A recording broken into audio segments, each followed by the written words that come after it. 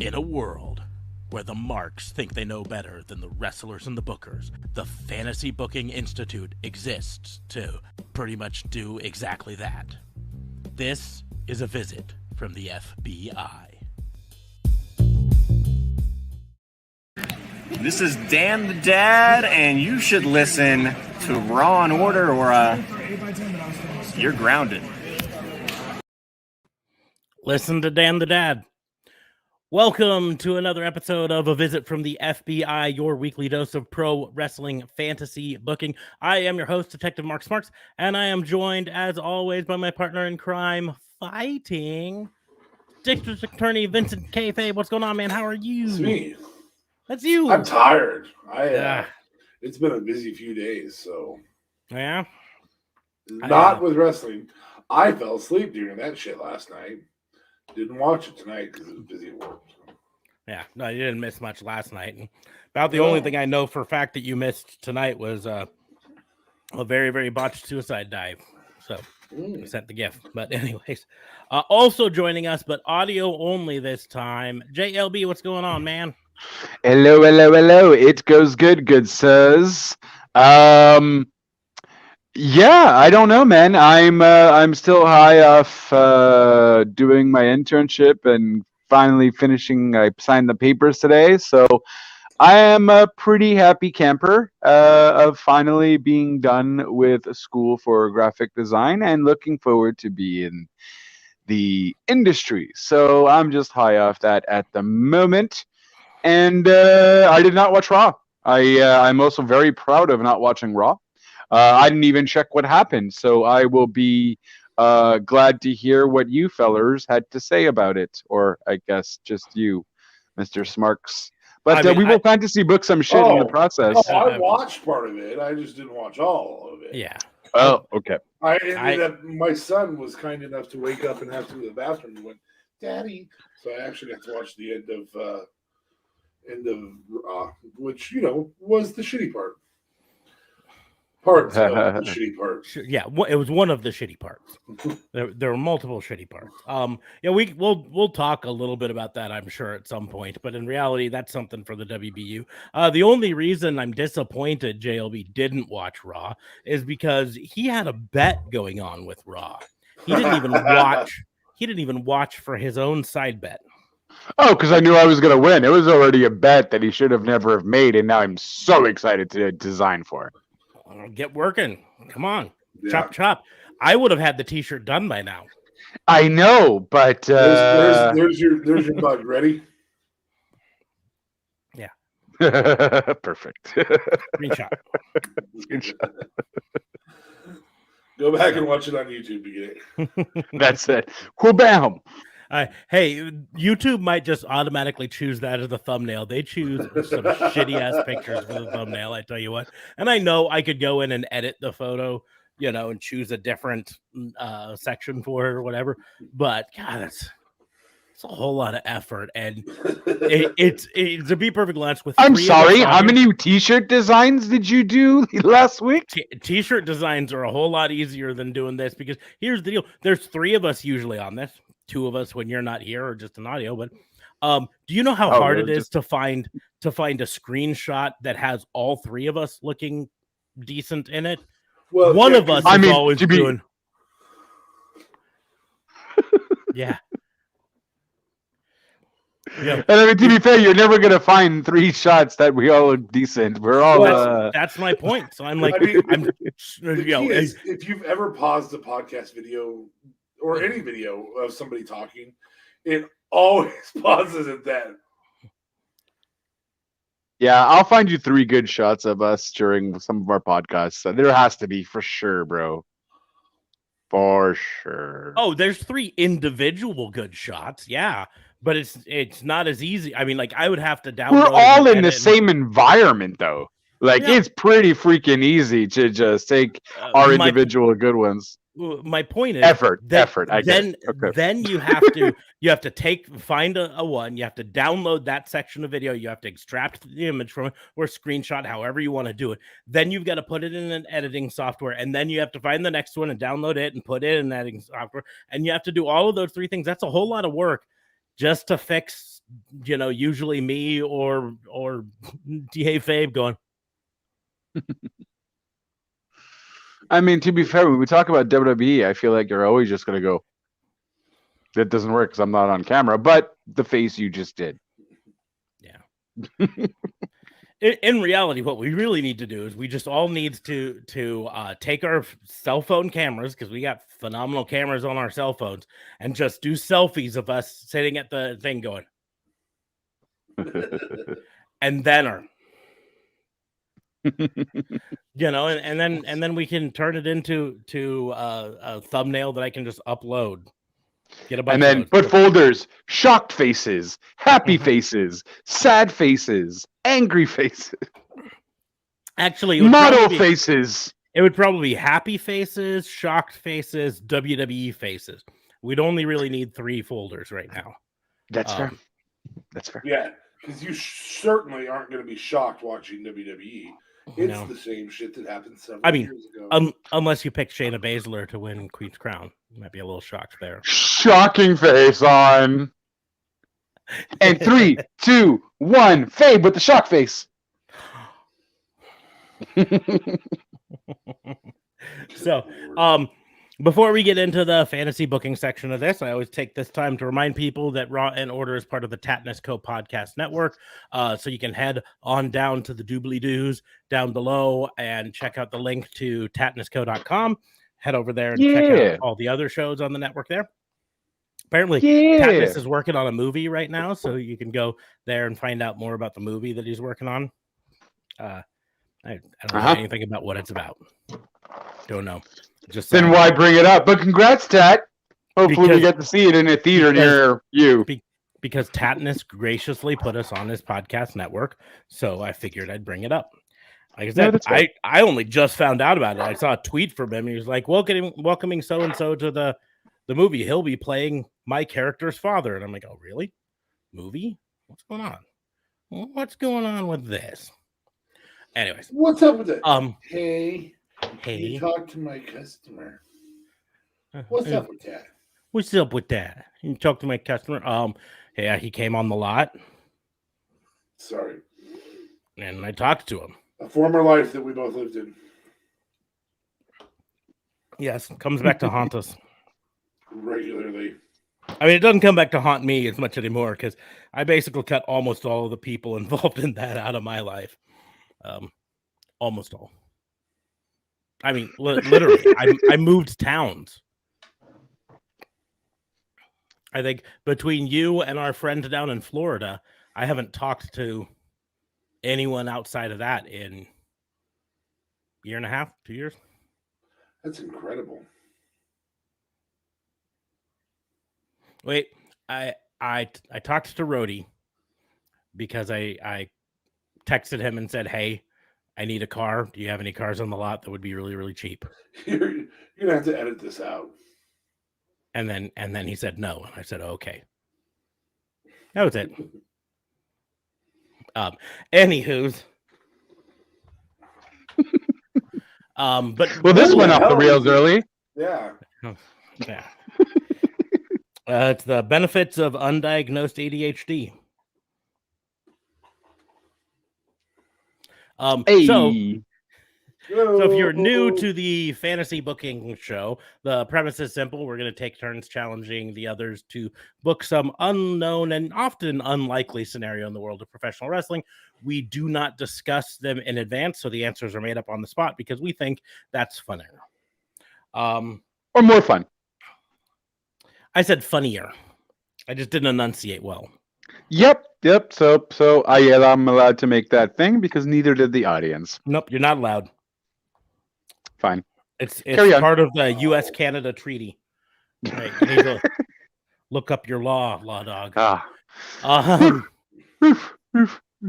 So we'll go ahead and get into the fantasy booking. As always, I open it up, see if anyone else wants to jump up first. I'll go. Oh, go ahead. No, Go. welcome back. Yep. Welcome back. All right. So, I mean, I feel like we maybe might have done something like this ages ago, but we haven't done it in a while. And it's going to be alluding to something we talked about on our last podcast. Just how, with Tony Khan being a little petty and so on. And then let's say if, I don't know, since Eric Bischoff commented on it recently. I knew you were going to fucking bring that up. I still say, here's the deal. What everyone is I'm gonna cut you off here, because what everyone's glossing over is the one part of the comment that Eric Bischoff, when he talked about it, his specific problem is not with what Tony Khan is saying. His specific problem is that Tony Khan is not putting just not direct competition. Exactly. Yeah, that's exactly that's his only complaint. And again, I point out Eric Bischoff was doing this sort of shit before they were on Monday night. It's just there wasn't Twitter at the time, so it didn't go out. But I mean, Eric Bischoff's whole job when he took over in '94 was, hey, let's sign Hulk Hogan. Let's pick up this guy. Let's sign this guy that WWE let go, or that is still with WWE, like Rick Rude, or whatever. That was his whole job up until before Nitro aired, right? So his whole job was shitting on the other company. It just, they didn't have Twitter to do it at the time. Yeah, but they didn't really do it on live TV until and Tony they were already on Monday. On live TV. Everything no, but he did it on live Twitter. And my point still is, they didn't. Bischoff would have totally done it on Twitter if it had been the thing at the time, but it wasn't. So. All right, let me get to my fantasy booking. So, essentially, if Eric Bischoff would have continued with that video, and he had mentioned, so guys, there's really only one way to settle it. I want you, Tony Khan, and Vince McMahon to book a WWE versus AEW pay-per-view. Now, this is how we're doing it. Fabe, you can be Tony Khan or Vince McMahon and pick the person that Smarks will put up against you. So you guys are basically booking a WWE AEW pay-per-view. One's Tony Khan, one's Vince McMahon. Aside from that, there is no rules. You guys can decide on who wants to do the gimmick match. There doesn't need to be any titles necessarily because it's two separate, complete different companies.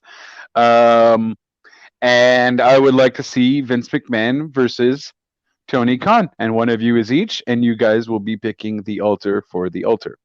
And yeah, that's it. You guys can feel free to book away, and I'm excited.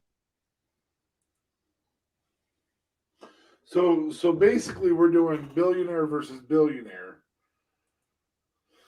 We each have our own wrestlers wrestling against each other. Mm-hmm. Yeah, give me 1 second. I feel like this happened once upon a time. I am 100% sure. Actually, manga is exactly how this happened. Yeah, I'm 100% sure we did it at one point. Not we. I feel like WWE did it.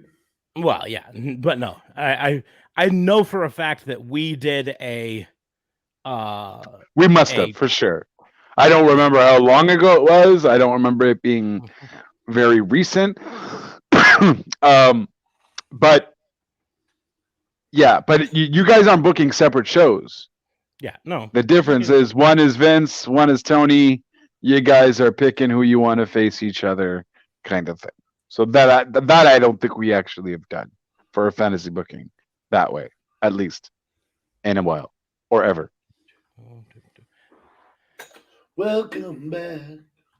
Yeah. Yeah, I don't know if I'm singing that song to him right now because one of you is gonna really hate me. One of you is gonna really like me. I'll just use our draft one because that. Or if it's going to take too long, one of you guys can go first if it's a shorter thing, and you can come back to this one so you guys can at least think. So we both just pick a wrestler. Okay. I'm Tony Khan, and I want Kenny Omega. So, what's the word I'm looking for? to clarify the rules, once we pick who we are that person for the remainder of the booking, correct? Correct. Okay. Give me 1 second though. So if he says he's Tony Khan, then he's booking Tony Khan's half of this game. Okay.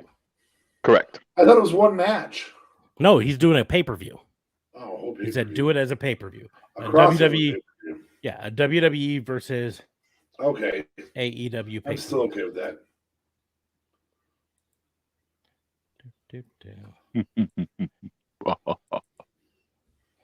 Damn it, he picked Tony Khan right away.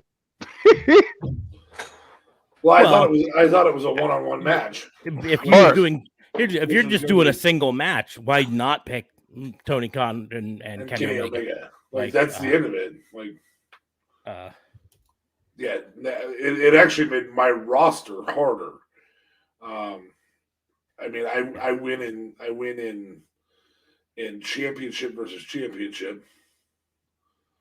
I win in tags.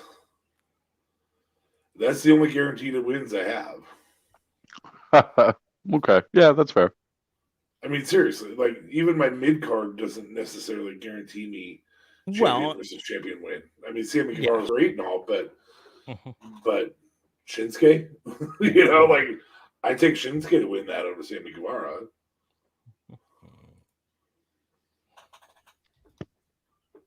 You don't? In that situation, I would definitely. In that situation, I'd pick Shinsuke. Okay, you know, so I just haven't seen him wrestle good in so long. But we know what he's capable of. Like, that's fair. Yeah. Okay. If he still had the bar, and it was a tag team turmoil or gauntlet style match where we each went back and forth. You know, then you have the bar, you have the Usos, you have several different things, but just head-to-head Lucha Brothers versus take your pick, Lucha Brothers are winning that, you know.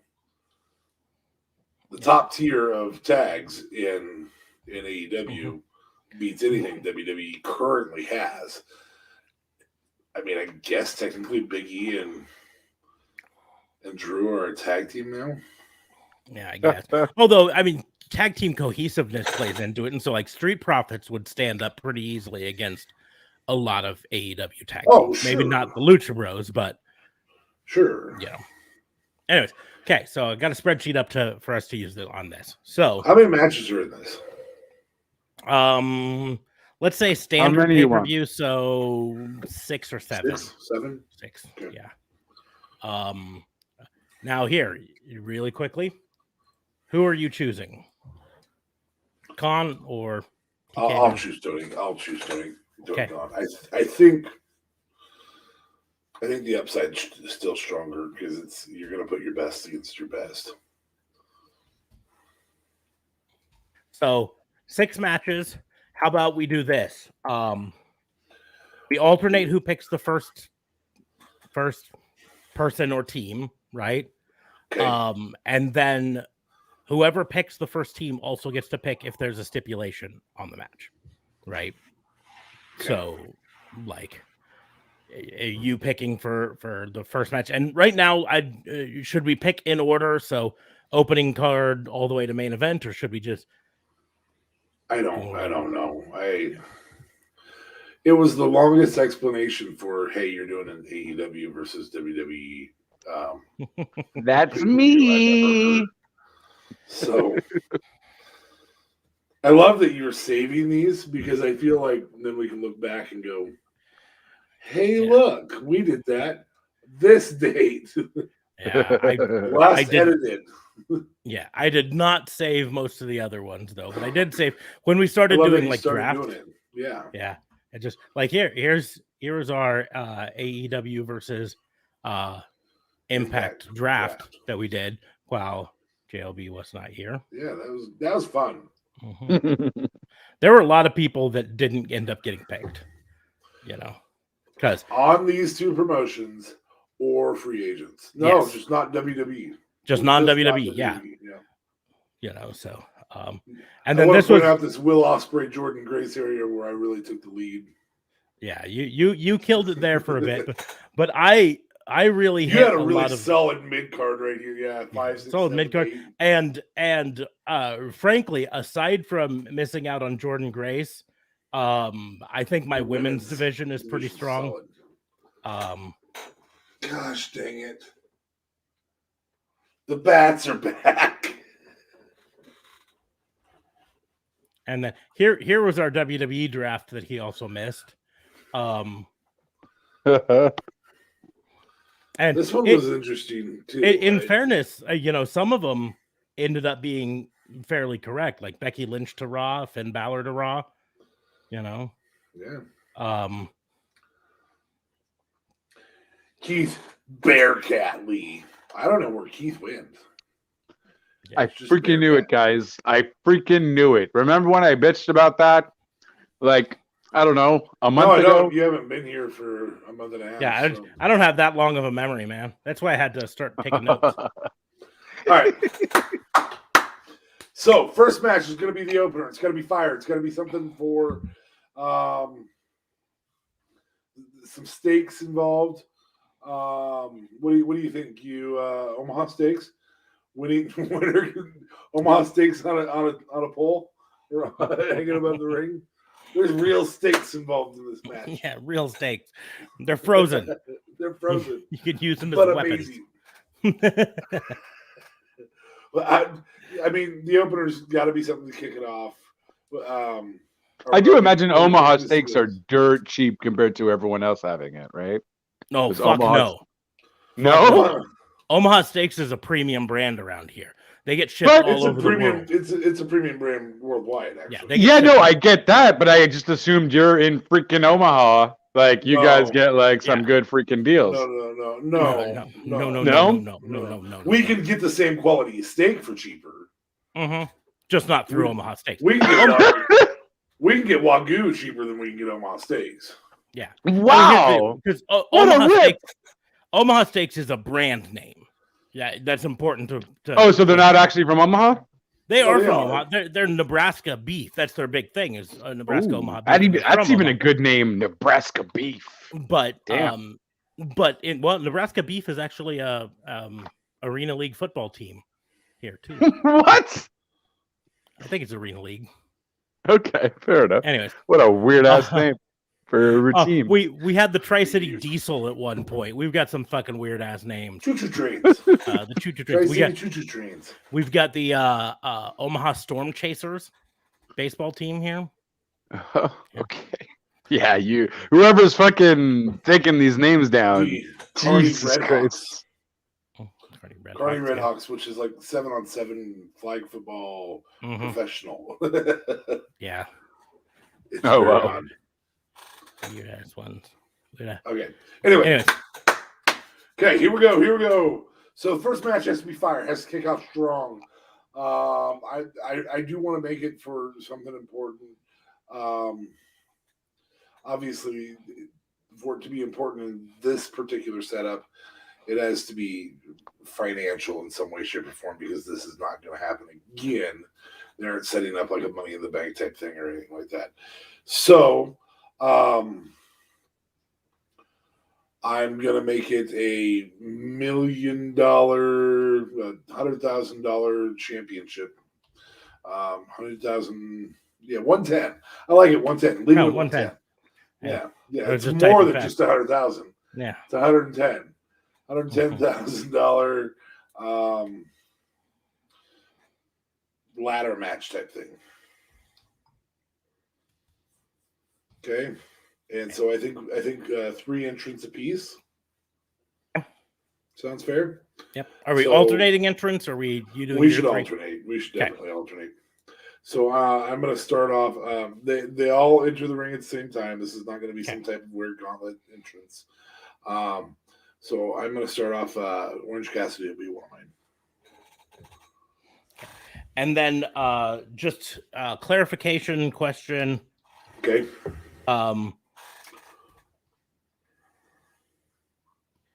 Do I have access to the entire WWE roster or just main roster? That actually kind of goes to somebody. I would say Raw and SmackDown.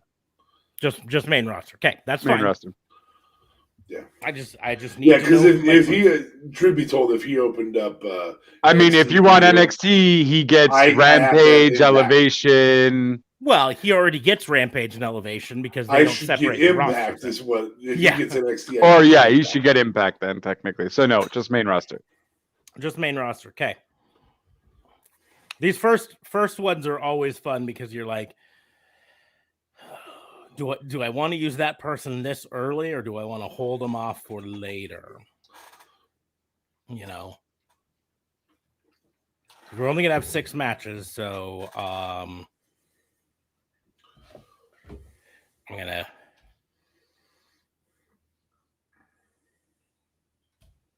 Oh, I was like, Kyrie saying, "What the fuck are you doing, man?" Oh, I'm a poor typist. Okay.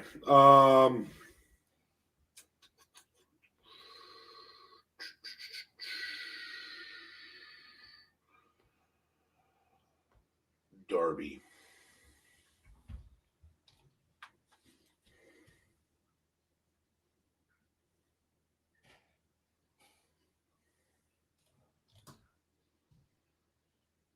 Good choice. Really good choice there. And then my last one will be Miro. Miroslav.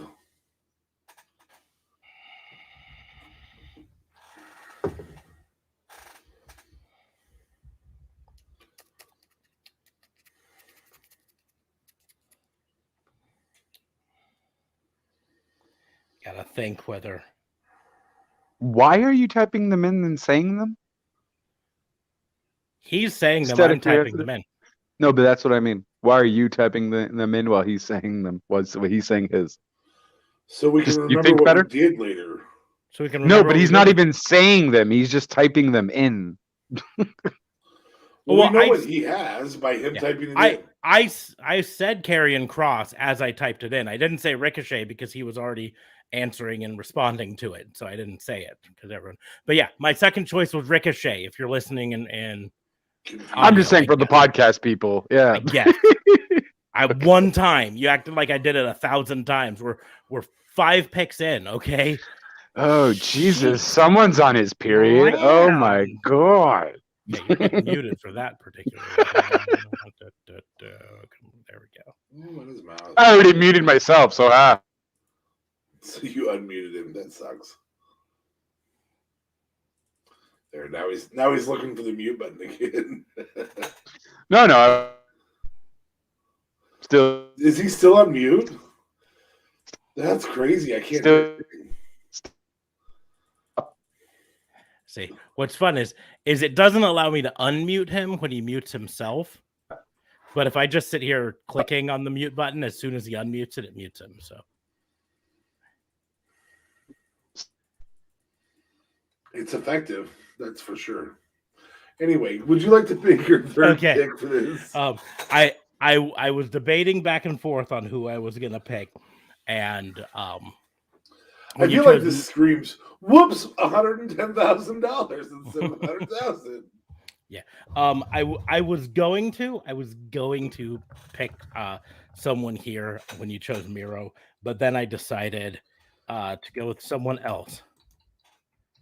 One, John Morrison. John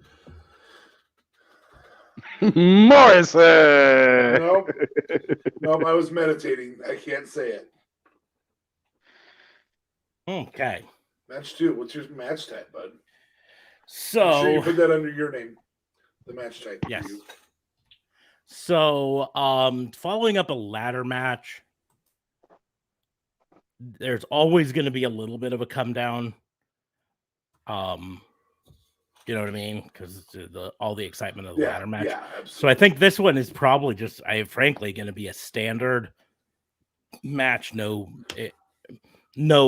extraordinary stipulation. Okay.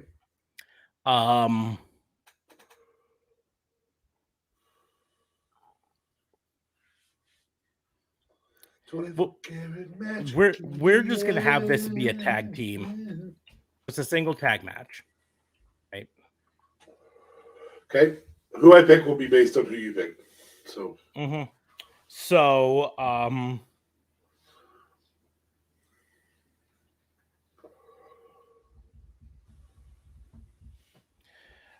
mostly because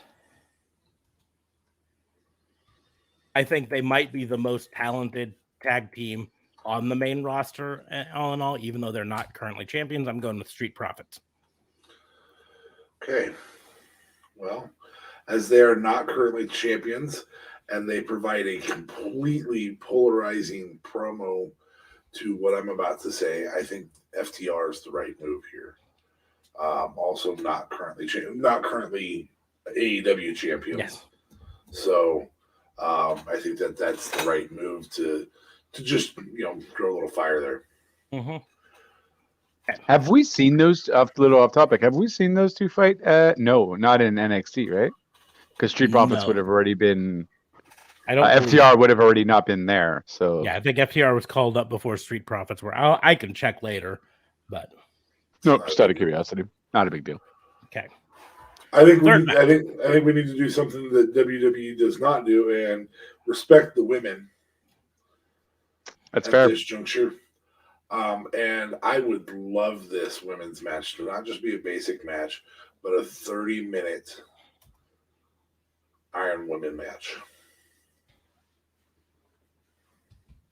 The first 30-minute Iron Women match. On top of that, for AEW, yes. For AEW, yeah. WWE is done. Should we do this as a fatal 4-way, or it's up to you, Smarks? I'll let you decide on that. You're the one making the stipulation. I think there's enough talent. We want a lot of talent. And the fatal 4-way, 2 on each side. Make it a fatal 4-way. Okay. Which really makes that very, very interesting. This will be the first ever Iron 4-way. Yes. In that at least gets a big promotion. I am going to put in this match. I think it would be silly not to include. Oh my gosh! All that's coming to my head is Rosa Mendez, and I know that's not right. That she should be the number 1 contender right now. She lost. Why is my brain saying Thunder Rosa? Thunder Rosa, thank you. Okay.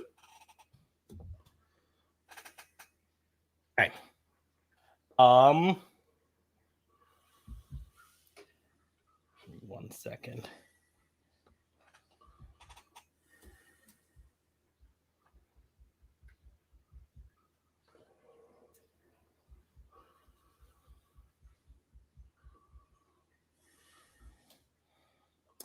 Do I want to use her right now? Yeah. Shayna Baszler. Ooh.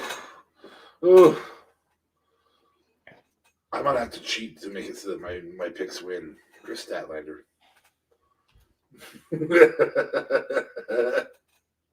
You're just picking that for psychology. Comes down to Rhea Ripley, good choice. I gotta be honest. I thought no one was ready. I guess no one is ready for Asuka. Jeez. She's been off TV for a year. Yeah. Has it been a year? God damn. A full year, but not a full year, but like I think her last match was like May. Solidly 6 months. Yeah. Damn, I miss her. WrestleMania. Okay, what's your match style, bud?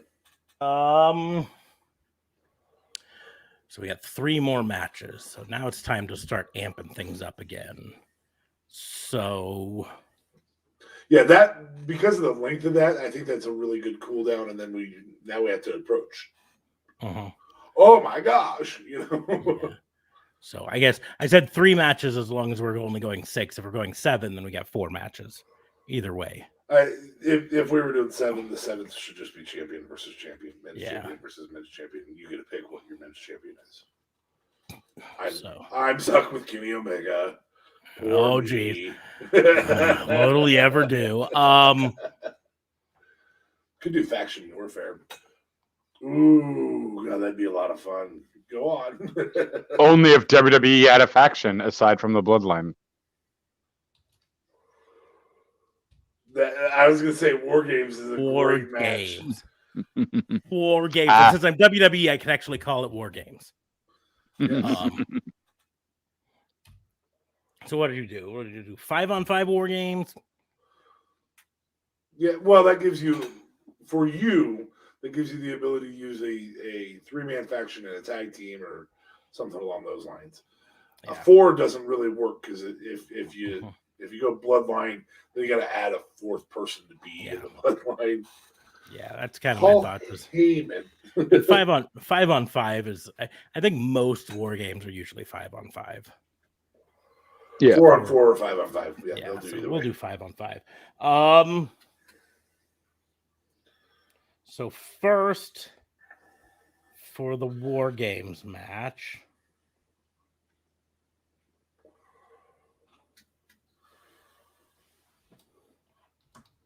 Finn Balor.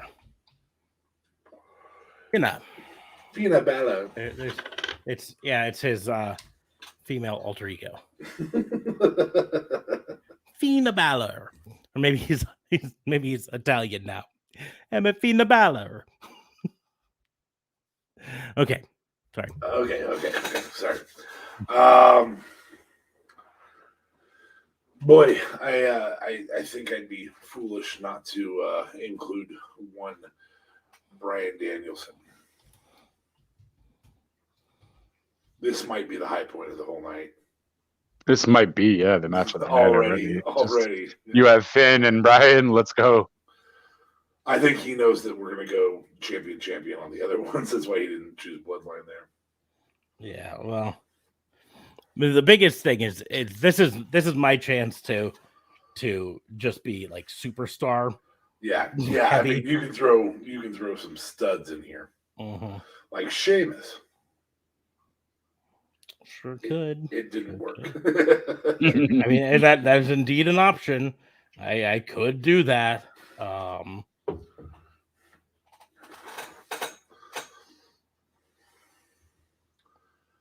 mean, imagine if he just really lit it off and Bearcat Lee.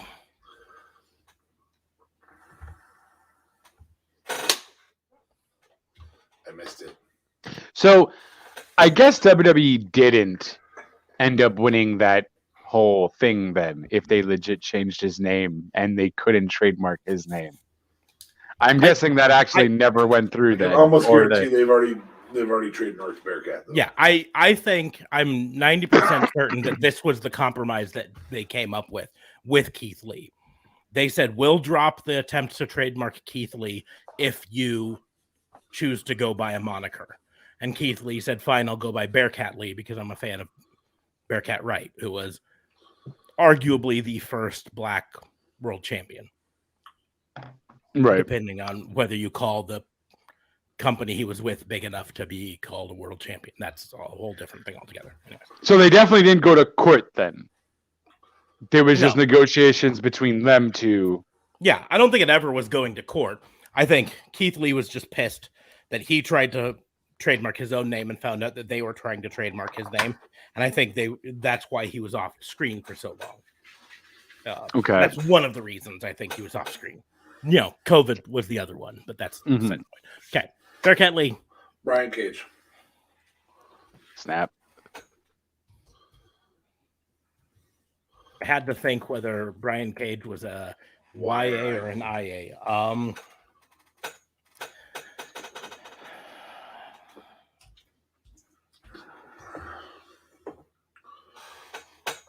T-Bots. I mean, I wanted to put Dijakovic there, but they still fucking call him T-Bar, so whatever. All right. CM Punk.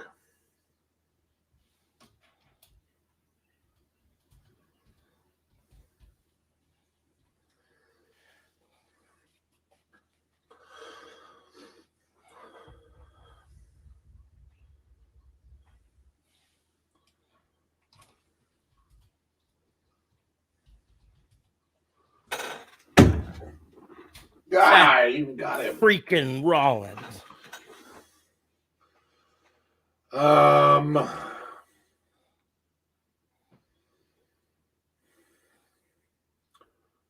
Jungle Boy.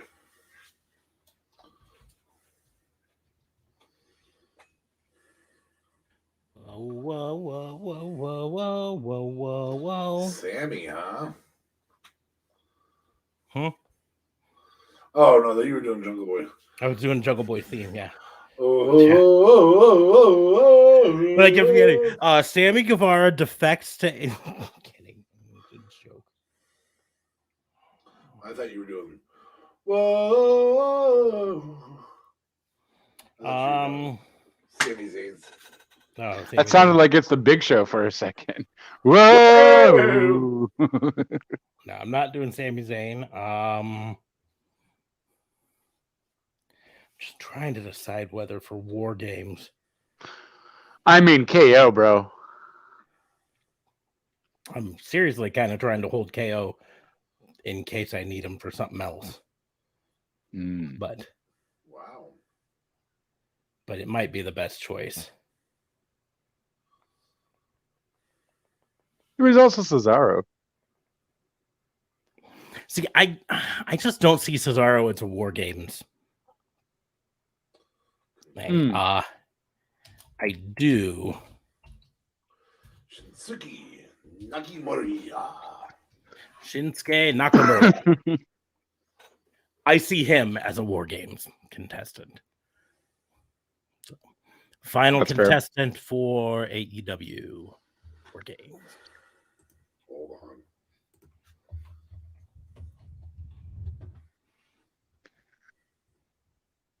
John! No, we're not doing it. No. That's a maybe, but then I would have two guys that would probably willfully walk out.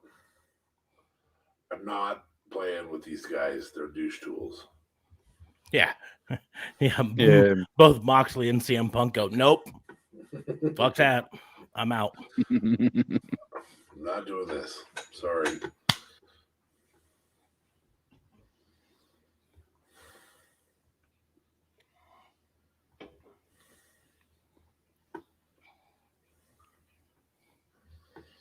I am going to go with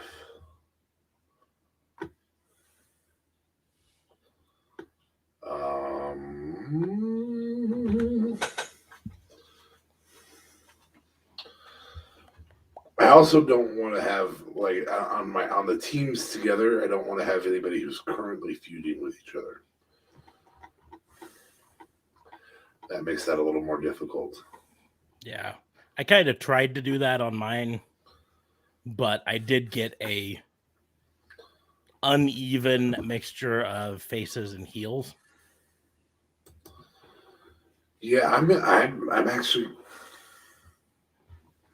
Whereas yours Moxley's for the most a really good pick, but I'm going to throw a wild card in this and not do Moxley, and I'm going to use Lance Archer, and that's my wild card who could be a prick and attack everybody else. Yeah, mine for the most part were good guys. I mean, even Lance Archer has been more or less a face recently. But for me, Finn Balor has been a face. Bearcat Lee is maybe a heel now. I don't know. T-Bar is, who the fuck knows? Seth Rollins is a heel. Nakamura is now a face. Ish. Yeah. Okay, match number 5. Sneeze match. Oh, pardon me. Sneezy. I certainly haven't seen him in AEW in a while. Well, we're not going to do him, so F off. We're going to do women's champion match. So you already know who mine is. Champion doesn't have to be champion v champion, I suppose, but mine's going to be the women's champion, and I encourage you to choose one of your champions. Fine. So, mine's obviously Britt Baker. By the way, this pay-per-view's in Pittsburgh, so fine. WWE home person to lose, so Yeah, getting them to agree on how these matches go. That's would going to an be absolute the nightmare. impossible one. So, Becky or Charlotte? Which one do you want? Becky or Charlotte? Becky or Charlotte? Becky or Charlotte? Gee, I don't know which way I'm gonna do. Just don't. I think know. we may have actually been able to one up that prior match, even if it's just a traditional match. People would look forward to that more than they would anything else on this roster. Brit versus Becky, especially. Here's the thing right now. Becky's in full heel mode, 100%. Yeah. But Brit really has recently walked this line, especially with the home crowd. If it's in Pittsburgh, the home crowd, she plays face to them there. So are we doing 6 or are we doing 7? Well, I mean, if we do 7, it's going to be tags and men's champions. If we do 6, it's probably going to be men's champions. I'll let you decide based on what you're putting in there. I mean, maybe you don't want either of those. Maybe you're like farting contest, John Moxley and Roman Reigns.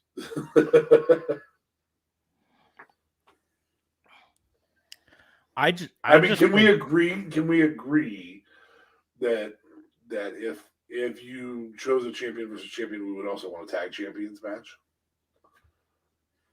Theoretically. And you could choose either of your 2 sets of tag champions. I'm stuck with what I got. We could do the main card, mid card champion tagging with main card, mid card champion. That's a possibility. Yeah, I'm debating back and forth. I think we could do 8, but I think at this juncture you really do have. I mean, it's a superstar pay-per-view, right? Like it's like the creme de la pay-per-views. I still think 7 is the max.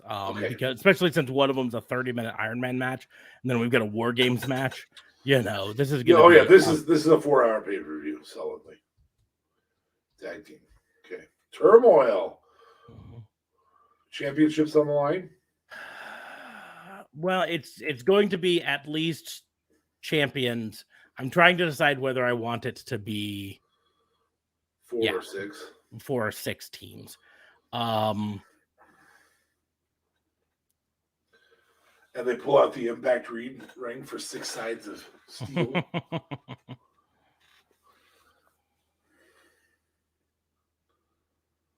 We'll just do 4 team. 4. So okay. So of course, because we're talking. Yeah.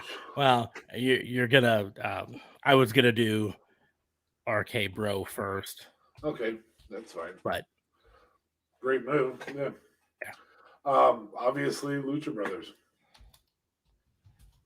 I don't really have an option at this juncture. I have to have them play.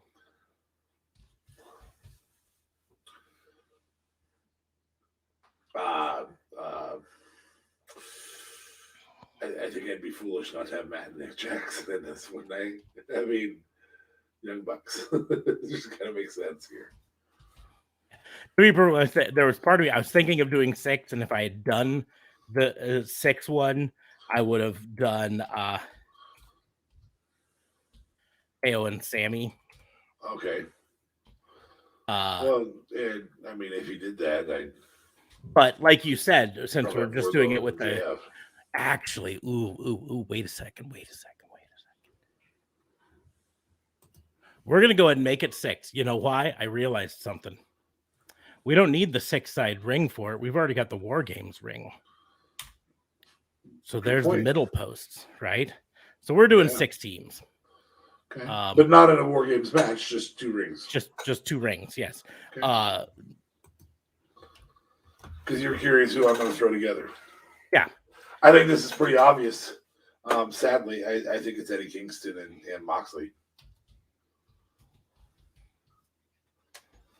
I really more just wanted to do it so I could get KO and Sammy in.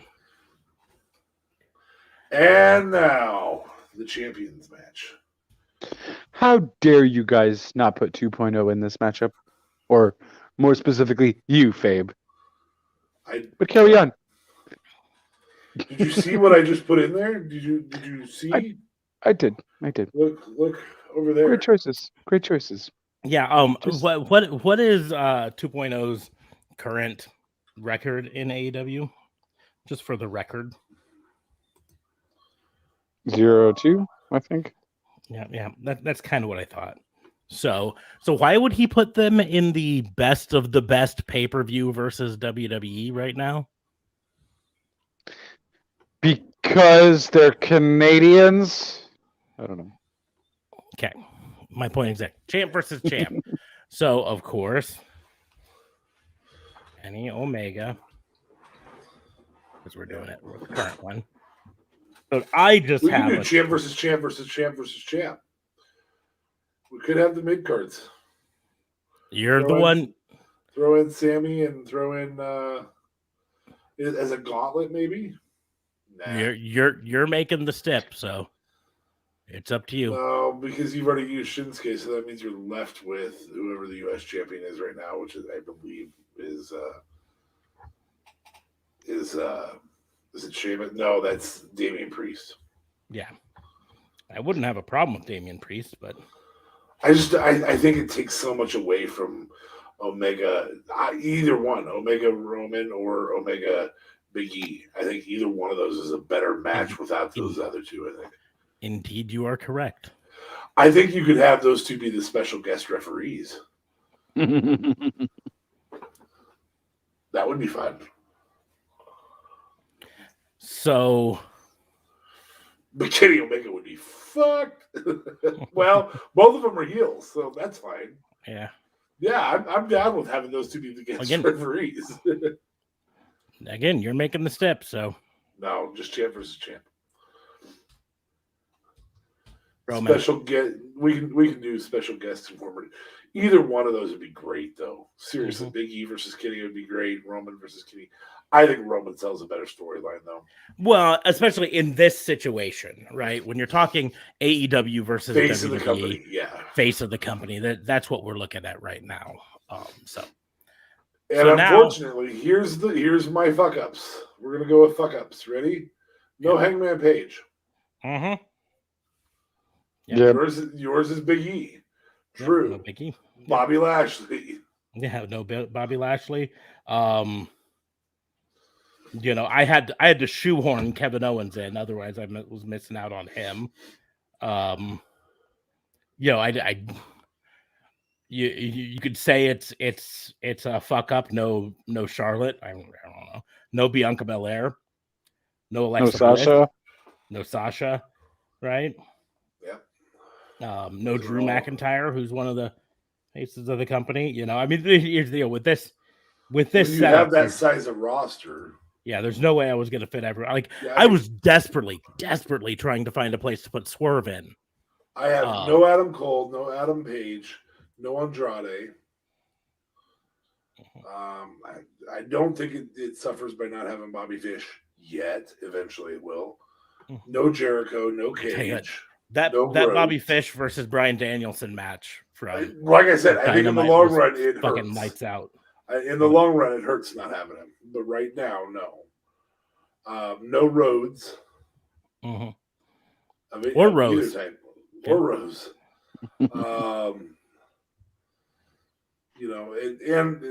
no Dark Order. I have 0 Dark Order. No Luchasaurus. Oh, I am a huge fan, dude. Yeah. That hurt. Yeah. No MJF. No Malachi Black. So I've got some that I missed. Wardlow, Hobbs or Starks, i.e. Shaw. No QT Marshall. How could I miss out on QT Marshall? Just to piss you off. Yeah, that would have. So on this pay-per-view, do we want to try to pick the winners? Sure. Okay. So let's go back to the beginning. And we have a tiebreaker if we have any questions on it. So we go back to the beginning. 110K ladder match.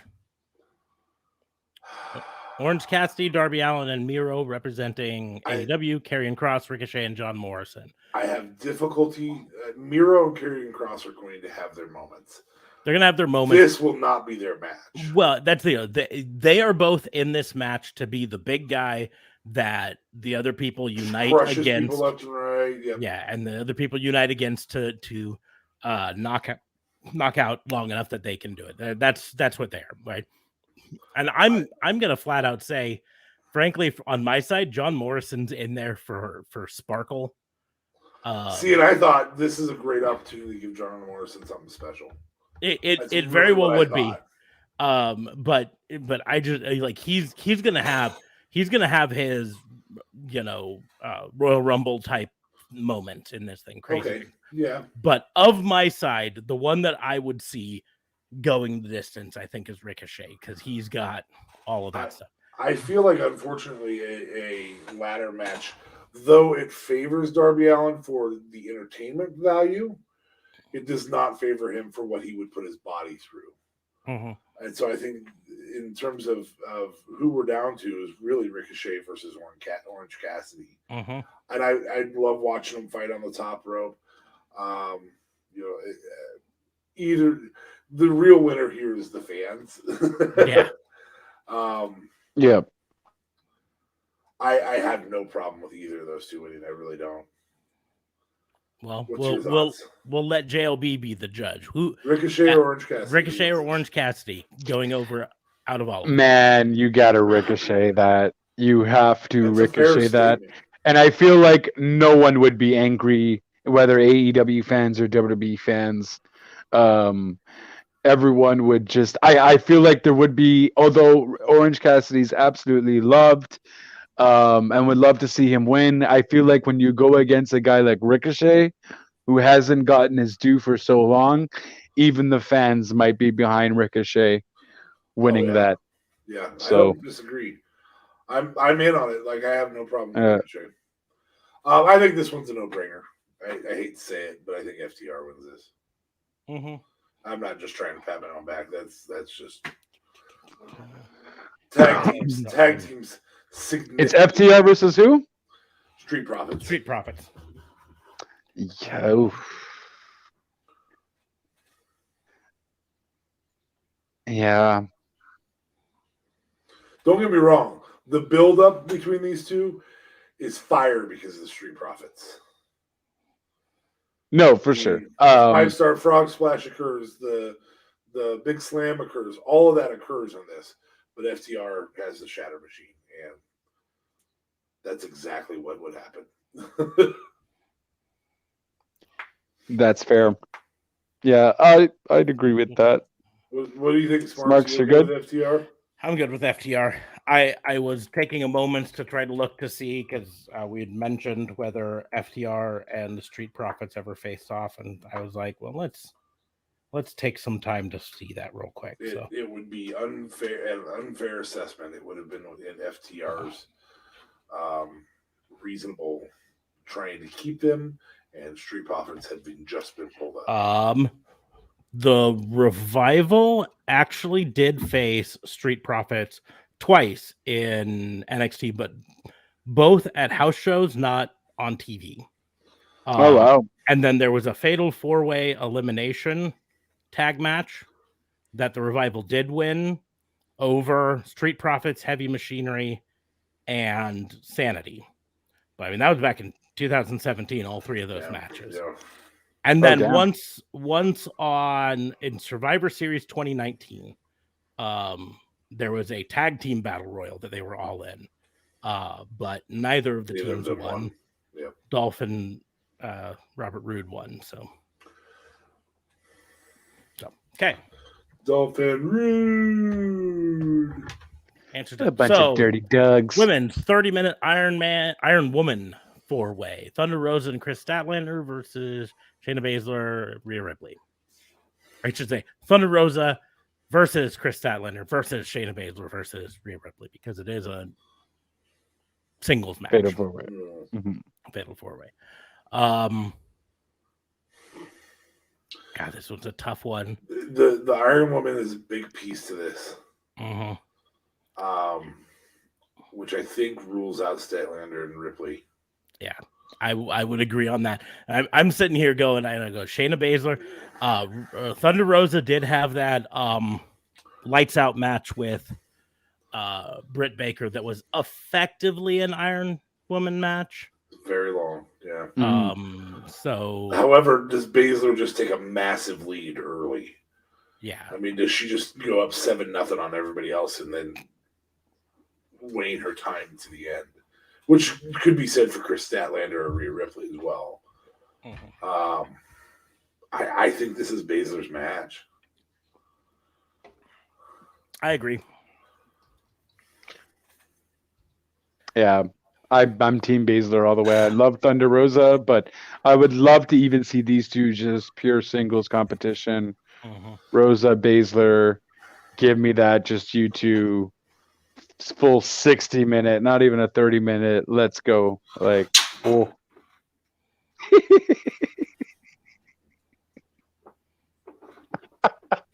They're going down, man. I'm gonna fog my basement or something. So mad. It's why you buy a house in the spring because you don't find out about the mosquitoes until the summer and winter. I bought it last November. Wow. So still not mosquito season. No. Okay, War Games Anyway. match. Team AEW is Bryan Danielson, Brian Cage, CM Punk, Jungle Boy, and Lance Archer versus Team WWE, Finn Balor, Bearcat Lee, T-Bar, Seth freaking Rollins, and Shinsuke Nakamura.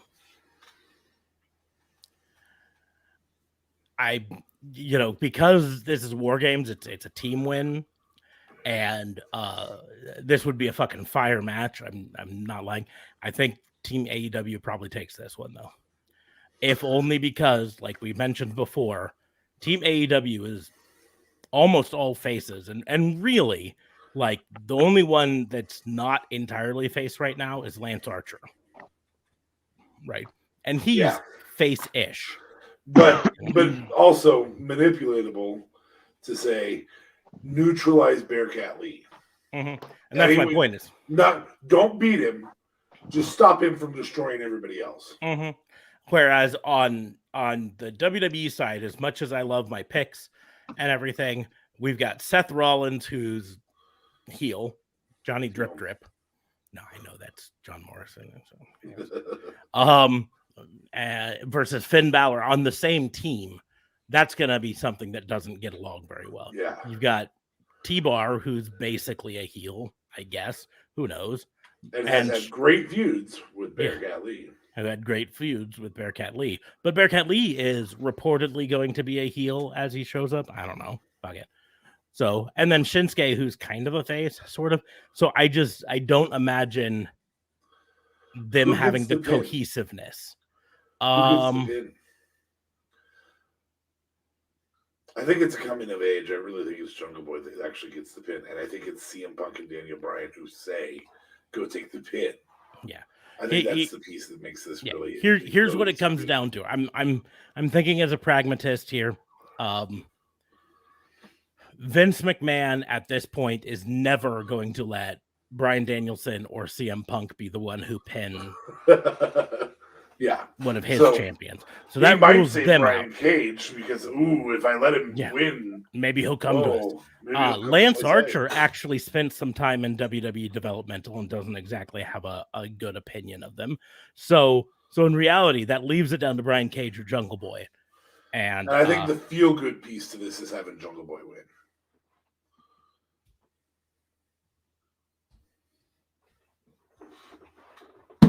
Boom. Gotcha. Bitch. Okay, women's championship, champ versus champ.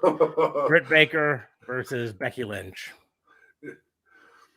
Only in Pittsburgh can Britt win this. Otherwise, anywhere else it's Becky Lynch. So it's Becky Lynch. And I knew I was losing this, unfortunately. Mm-hmm. This one Turmoil is a little 16. harder. Mm-hmm. Your best team is not a champion. Yeah. Yeah, I mean, it comes.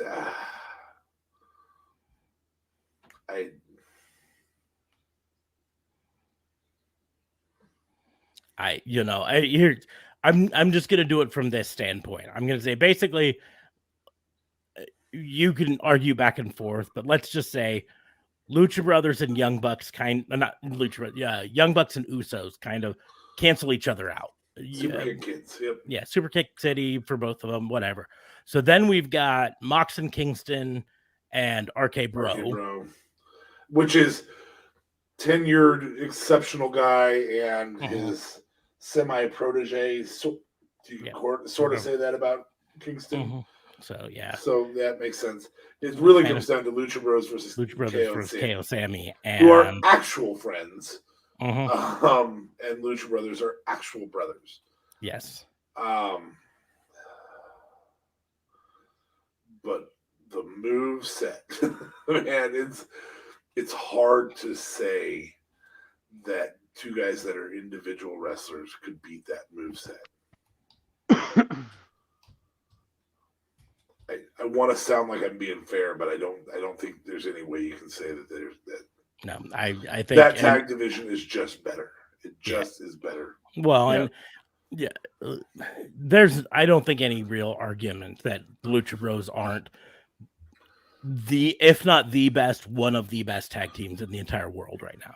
Yeah. Period. Right. So I don't think now on the champ versus champ, I don't think there's any chance in hell Vince agrees to do this without Roman winning. Yeah. So the only way that you get Khan to agree to it is if, okay, Roman can win, we win the show. And I don't remember how the show went. So let's see here. We've got WWE, AEW. So we're tied to a piece. WWE, AEW. So if Roman wins, and Roman's going to have to win, then we've got to look up the top and see what we can change. Because there's no way Tony Khan says yes if he doesn't win the whole show. Or does this end in typical WWE fashion? Oh my God, I don't think Khan allows it. There's not a chance in hell Khan allows it. But in the end, Big E, special guest referee, turns on Roman. And that's the only way Kenny Omega could win. That might work. Yeah. But, I can promise you it doesn't happen for Vince if Roman isn't winning this. I don't see Khan saying, "Okay, I'll lose 4-3." I think, especially not now. If it was Khan before his freaking comments galore, I would think differently. No, there's no way Vince McMahon ever was going. Now, the one exception I think Vince McMahon would easily be fine with Roman losing as long as it was through in some sort of schmoz WWE style. Yeah, WWE. So something that still made WWE look the best. And so I've got a pitch. For you. Pitch. Because we both agree Kenny Omega would. I mean, we would want Kenny to win. Yeah. That's not how this would go. Yeah, I've got a pitch for the schmoz ending that technically puts Roman as the victor without him actually pinning Kenny Omega. Which still makes Kenny look good, but WWE looks good out of it based on the appearance of 3 people that currently are not AEW or WWE. Bray, Braun. Who's your third? I like how you assumed Braun was in there. Eric Rowan. Yeah. Oh, Wyatt family. Couldn't remember that. Show up. They just annihilate both of them, leave them laying yeah, there. and specifically attack Roman first. So the bell gets called. Kenny Omega disqualified. Roman gets the win, but then Kenny Omega also gets, and those three just destroy. And again, all three of them are not signed to any company as of this moment. I like that. I actually like that. Why do I like that? Yeah, I don't know. I like it too, but I'm weirded by it as well. Mm-hmm. I'm okay with that. Which gives us a weird to be continued. Where do these fuckers sign? Mm-hmm. Yeah. Which and is in the same moment we're at right now. Yeah. In the end, WWE gets to claim victory because Roman still won with a disqualification. Gets to claim victory because it took them bringing in outside talent to do it or whatever. And AEW could say, "What do you mean outside talent? Yeah, we had they the didn't guy work for us. beating you. Yeah, we had the guy beating you, and that's, on top of it, AEW can say we stood toe to toe with you through the entire. Yeah, it's really 6. It's really 3-3. Yeah, it's really 3-3. And nope, Roman won. Yep. Which actually fits kind of their sassy little attitude bullshit. And Roman can get his tweet. The only way they could beat me was with 4 guys. And Kenny Omega could say the only way I lost was oh my gosh. I do. And then of course the Elite comes in. They help out Kenny Omega. They kick everyone out. And then guess what, guys? That means the Wyatt family is going to AEW. You can have all the other parts. You can have all the other parts. You really can. Yeah, I mean the simple fact is once the attack happens, you've got Bray, Braun, Eric Rowan in there. The whole set of rosters come out and attack. You have the rest of the Elite come out to defend Kenny. You have the rest of the table come out. The Usos come back out to try to defend Roman. I mean, you got 2 rings, so you can really descend into full chaos. Yeah. You basically end up having more or less the whole rosters come out on either side, and it just ends with chaos in the ring. The AEW and WWE trademarks come up on the screen, fade to black. That's the last we see. Okay, so the real question in everybody's mind: who's your announced staff?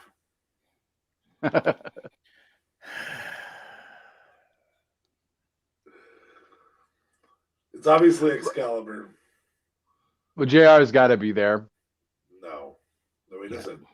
Well, the fact that he was both WWE, AEW. All the more reason for him to not be there. Yeah, all the more reason. Yeah, I think I don't normally like a 4-person booth, but I think a 4-person booth with 2 from AEW, 2 from WWE can work. I think it can really play into a dynamic. You can have AEW bring Excalibur and Shivani, and effectively be the face side of the commentary. So then you have Graves and are you pulling out of like Wade Barrett? I was thinking maybe McAfee. Oh yeah, that works. Graves and McAfee on the WWE side, because the WWE side can play the cocky, we're the WWE, we're the best side, and I almost don't want Shivani. I almost want Jericho. And see, I was debating back and forth on that. Because Excalibur would be a great play-by-play. Just call it down the middle. Yeah. I just can't separate myself from my childhood and Tony Schiavone's the voice. I get it. The voice. I mean, here's the deal. What I really would like to do is give Mike Tenay a call and get him out there. And find see if Bischoff will commentate. Let's just go completely nobody in from either line.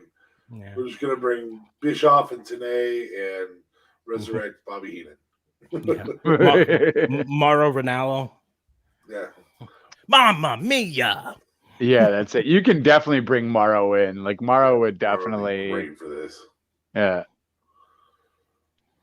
Okay. Just a fun little piece to that. Yeah. So that was fun. That was more fun than I expected.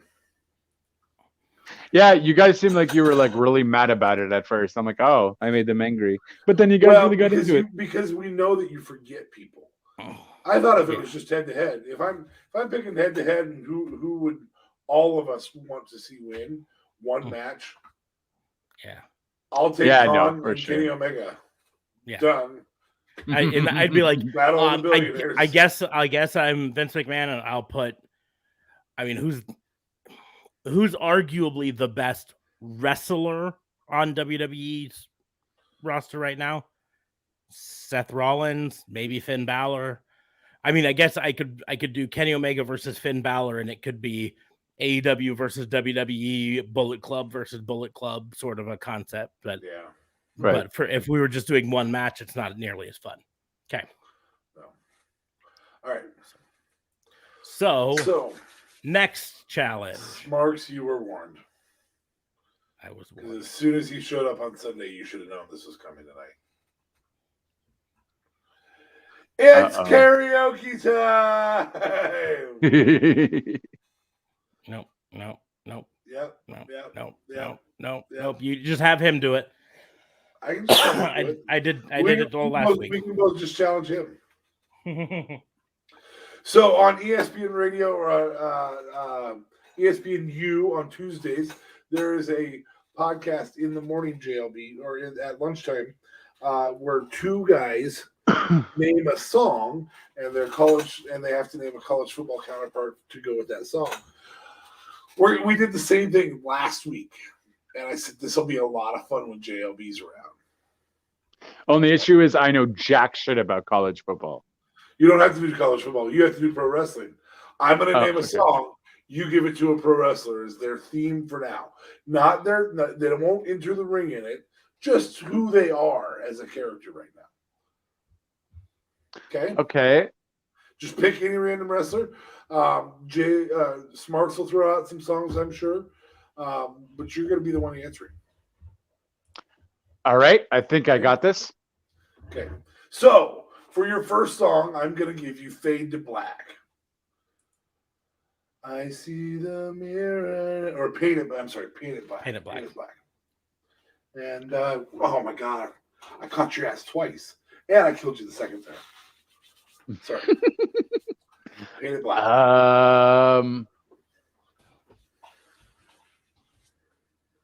Getting a complete new revamp. Liv Morgan. I like that. Mm-hmm. Same hairdo and everything, though. Just a little darker character. Okay. Little darker. Yeah, add a little bit more black to her. Yeah. And yeah, I would love that. Smarks? You got a song to throw at him? Bruno Mars, Uptown Funk. Dang it, I was going to go with Bruno for mine, too. Different song, but yeah. Uptown, you up, uptown. Okay. Yeah, well, we definitely won't get trademark infringement there. Yeah. No, you won't. I can barely sing. They won't even.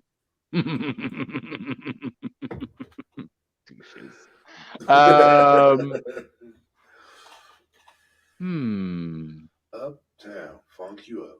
Uptown, funk you up. Say what? I can't hit that note. Damn. Someone fun. Giddy. Yeah, AEW. Anybody. Yeah. AEW, WWE. Yeah.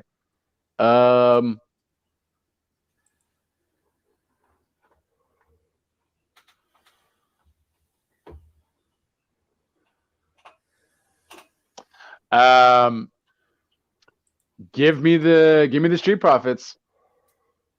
I like that one too. I feel like they're the only energetic team that can pull that off. Okay.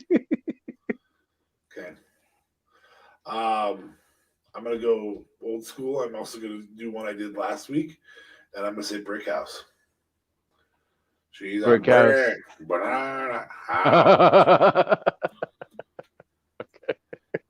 I would not be surprised if he picks the same one as you did, Sparks. At all. She's my tomato, letting it all hang out. She's a brick house.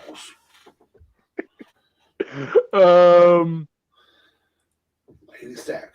It's kind of a fun song. So just for the sake of Brick House, I was gonna say Naya, but I'm like, Naya's not that fun.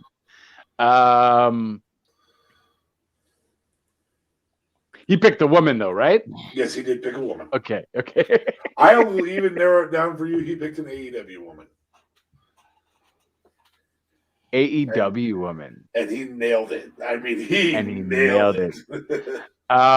Jeez. I'm gonna be so pissed once I figure out who it is. And we're like, damn it, that does make sense.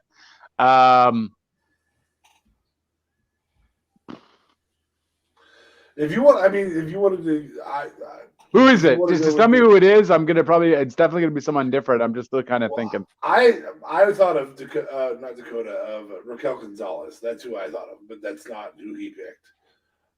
He picked one Jade Cargill, and I thought that's a solid pick. Because she is a brick house. She is a brick house. I feel like you need someone fun for the song. That's my only thing. I'm trying to imagine that person walking out. But no, fair enough. I'm sorry. He liked it a lot. I didn't want to swindle his parade there. You don't have to like what I proposed. It's fine. You didn't hurt my feelings.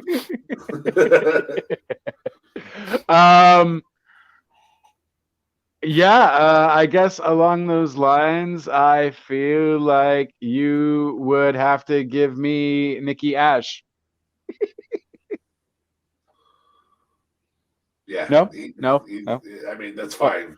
Almost a superhero. It's fine. That's your pick. It's your pick. It's just wrong. Yeah. She would have the most fun with it. I don't know. Jordan Grace was available, just so you know. Oh, that would be that's the creme de la creme right there. Actually, Jordan Grace would put that. Anyway, let's see here. When he said Nikki Ash, I was like, oh no, Nikki Ash's new theme song has to be Greatest American Hero. But then I thought JLB is probably too young to know that song. So you knew the song Brick House. That's from the 70s. Well, yeah, but that's also like commercial hardcore touchstone sort of thing. But Greatest American Hero, well, I don't even know if that aired in Canada, to be perfectly honest. How does it go? Oh, geez, I don't even know the lyrics offhand. Wow, one job. Look at what's happening to me. I can't believe it myself. Suddenly I'm up on top of the world. Should have been somebody else. Yeah. Oh, believe it or not, I'm walking on air. I never thought I could be so cool. I feel like that was in so many movies as well, though. It was the theme song to a TV show that was about a guy, school teacher, who found a suit that turned him into a superhero and made him fly. Oh, it was Superman? Okay. Well, it wasn't Superman, but Superman. It was. But it's so perfect for Nikki ASH because that's the whole concept with her, is that she's suddenly a superhero, randomly became a super. But no, the tough thing is, like, I'm always trying to think what resonates with like a JLB. I could throw out. I could be like, your challenge is BTS Butter. I don't know if you've even heard the song Butter by BTS. I definitely have not. No, pick nothing with BTS. No K-pop. Yeah, no K-pop. No K-pop. I mean, unless you want me to be like racist and like pick a Korean wrestler, which I don't even think there is one. Well, I mean, if you want to get canceled, that's fine. It's unfortunate that we don't pay for the licensing rights to these songs because it would be a lot.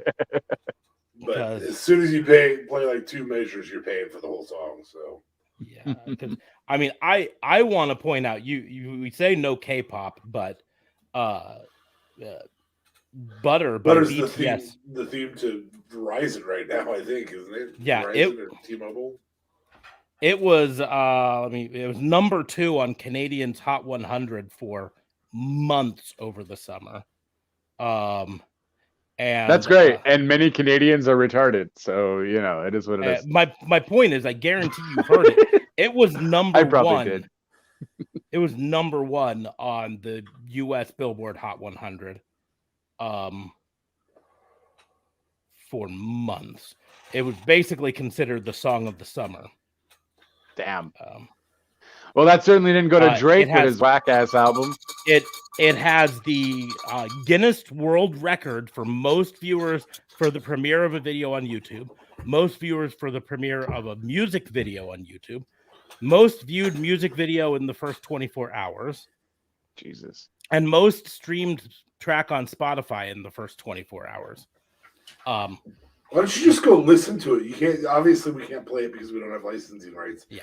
But you have headphones on. You can actually just go to YouTube and play it. Smooth like butter, like a criminal undercover. Anyways, but I'm not going to do that because I know you don't know. If I will listen to it. Butter. I mean, drip, drip. Johnny Drip, drip. Yeah. It'd be Seth Rollins. Yeah. I'll answer it. Seth Rollins. Seth Rollins. You could do Johnny Drip Drip with John Morrison, sort of a thing too. But I not guess the new one. But not the new John Morrison. It would have to be the old one. You could give it to the Miz, as his back from Dancing with the Stars.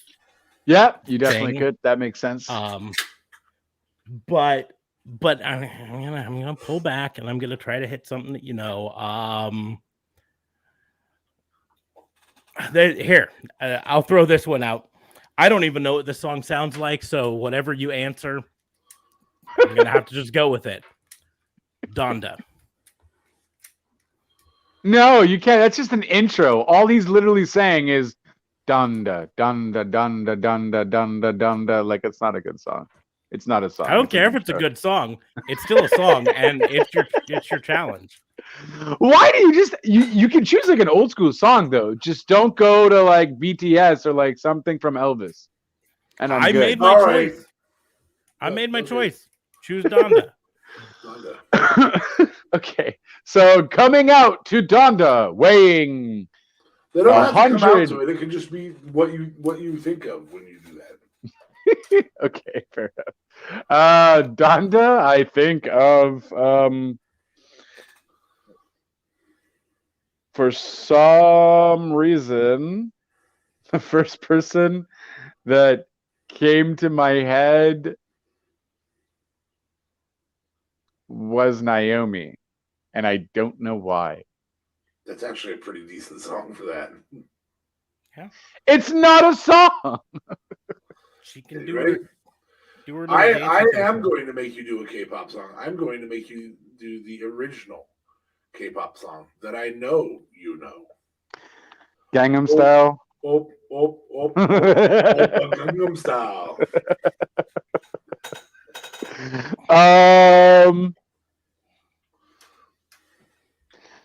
I mean, this might be kind of racist, but I think he would have a lot of fun with it. I'm going to say Shinsuke Nakamura. Fair enough. I'm okay with it. And it's racist as fuck. You're right. Yeah. I'm going to say, if you start off a statement with this might be kind of racist, we already know where it is. You're going to be right. Yes. But I feel like with this whole drunken style when it comes to the ring, it would be awesome. Yeah. So there was method to my madness. All right. I'll stop defending my kind of racist answer. Okay. So, I mean, he's Japanese and that's Korean, so it's okay. No, I know, but still, you know what I mean? It's still way to generalize a continent.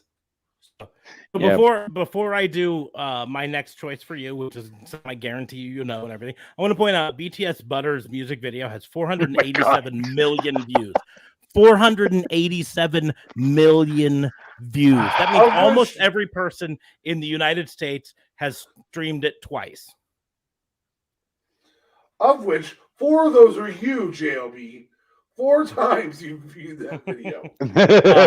But no, your choice, your song you have to do is Michael Jackson's Thriller.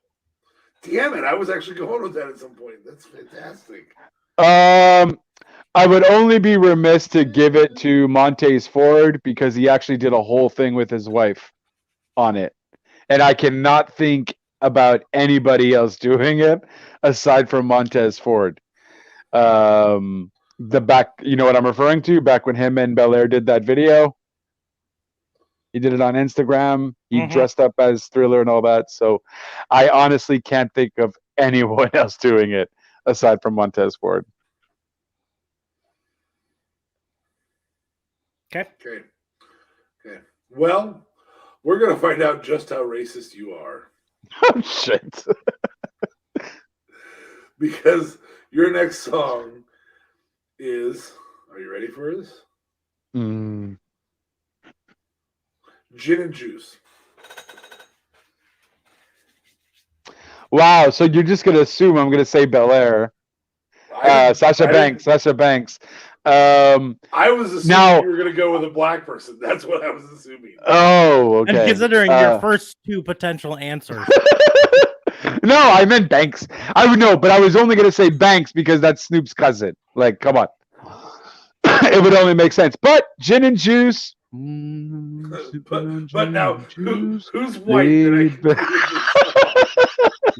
No. I'm thinking of who is the whitest WWE star? Totally Sheamus. Whose favorite drink is Gin and Juice? I gotta be love honest. WWE. Sheamus coming out to Gin and Juice would be kind of fun. That would be hilarious. That would be a good time. It would be even better if it was The suspenders, Sheamus. no, I was gonna say the hillbilly rock version of Gin and Juice, the Gourds I've version. never heard that. Oh, it's pretty interesting. Oh yeah. I'll tell you what my pick would be for Gin and Juice.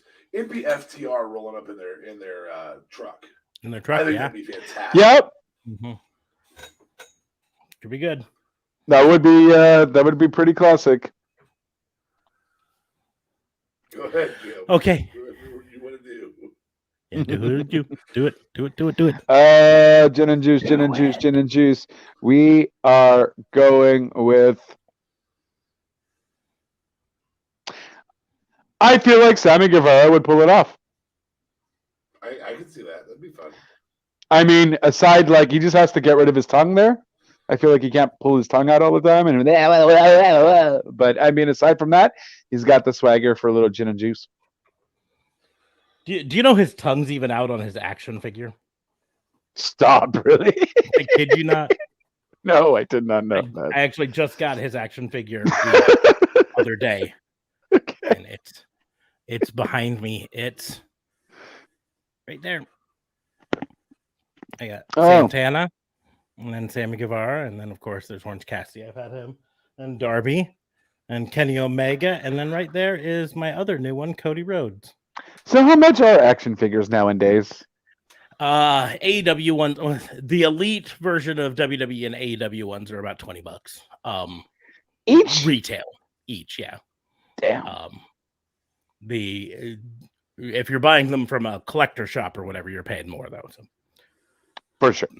But okay, so you were gonna absolutely hate this one. You were gonna hate it. The number one most viewed music video on YouTube as of August 2021.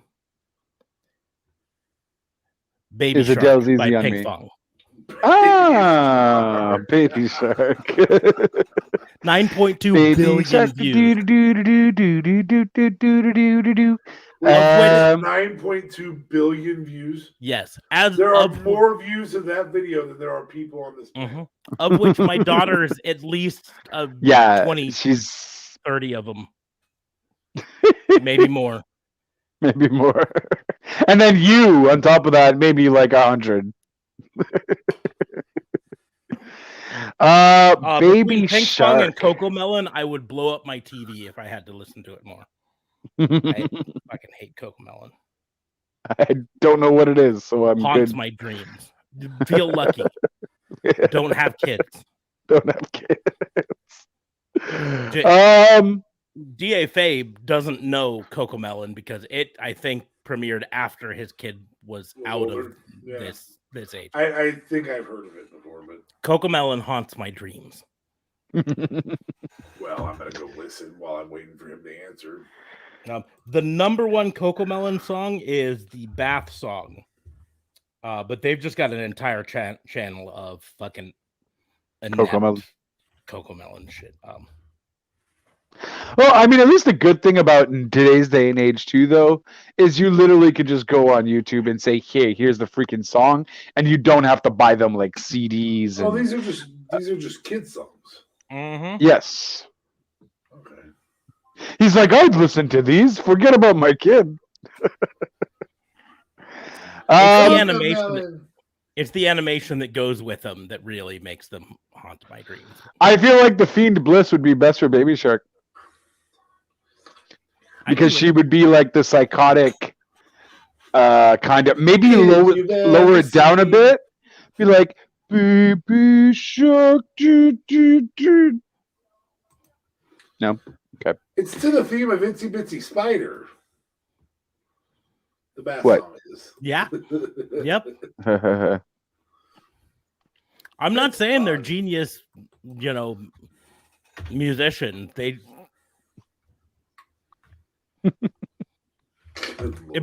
I tell you, the Coco Melon thing, it's the animation that really makes it. It's not just the songs; it's the animation that haunts my dreams.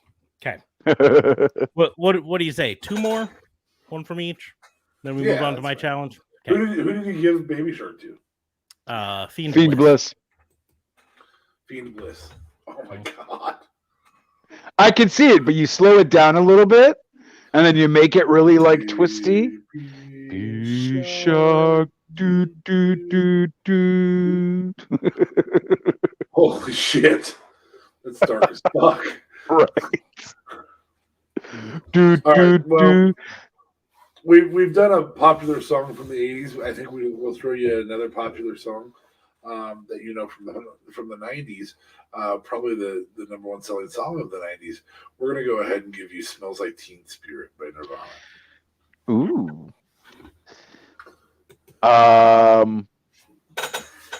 You give that.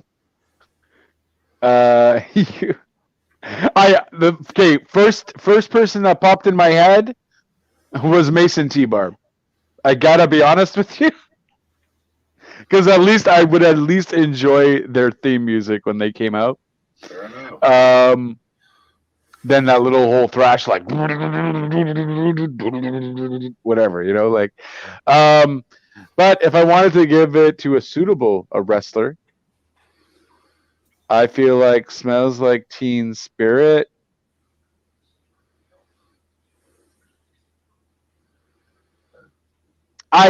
You know what? Instead of freaking Wild Thing, let me get freaking John Moxley have a little "Smells Like Teen Spirit." What in the fuck? God, No, twisted son of a bitch, man. Or no, you said it already. It's done. John Moxley. I also even freaking if they just change, if Tony Khan wants to spend money because he likes to, even give him Offspring's "No Self-Esteem" or "Self-Esteem." Yeah, but you don't get to fucking change the song. Yeah, their challenge is. All right, guys. It's not. I'm changing. Spirit. Well, for that, I am going to give Offspring. No, I was just saying either one of those two would be awesome. But yeah, "Smells Like Teen Spirit" goes to Moxley. Okay. Just so you know, I immediately thought of MSK, so I'm not that far off with you. But that's mostly because they're children. In my eyes, they're very young. So I was gonna go with Britney, but I decided I'm punting. Britney, bitch. I was gonna do "Baby One More Time" by Britney. I think that would be. But I'm instead going to her rival. That's obviously going to Cesaro. I'm going to her rival, Christina, with Genie in a Bottle. Oh my God. I'm a genie in a bottle, baby. I mean, guys, if you want to be with me, there's no price to pay. I'm a genie in a bottle. God, I want to throw in one more song just because of what I think I know exactly what song you're thinking. Genie in a bottle. I mean, I feel like that goes to Carmella. It would suit her whole silly, stupid, I'm hot and amazing gimmick. So take that, Carmella. You lousy gimmick, you. I mean, should we just do it on the count of 3? We're going to throw you one extra one. Yeah. Both of us know. We haven't even typed it to each other. I hope you guys both are saying the same one. Yes. I just get 2 different ones. On the count of 3. We're going to do song then artist. So okay, song then artist. Okay. Yep. 1, 2, 3. Wanna be by Spice Girls. Tell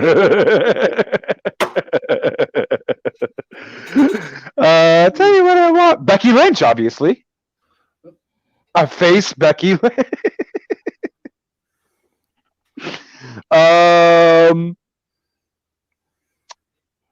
If that's your answer. Yeah, that's my answer. That's what I was curious.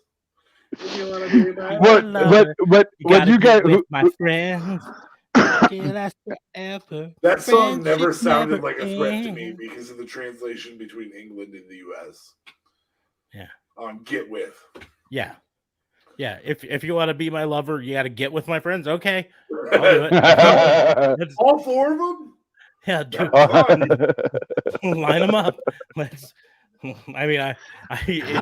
a dirty perv, and yet I didn't even think of that. I just thought of the nice, subtle English way of in a row, or just all at once. Like, well, I mean, I guess the next one doesn't work too. Make it last forever.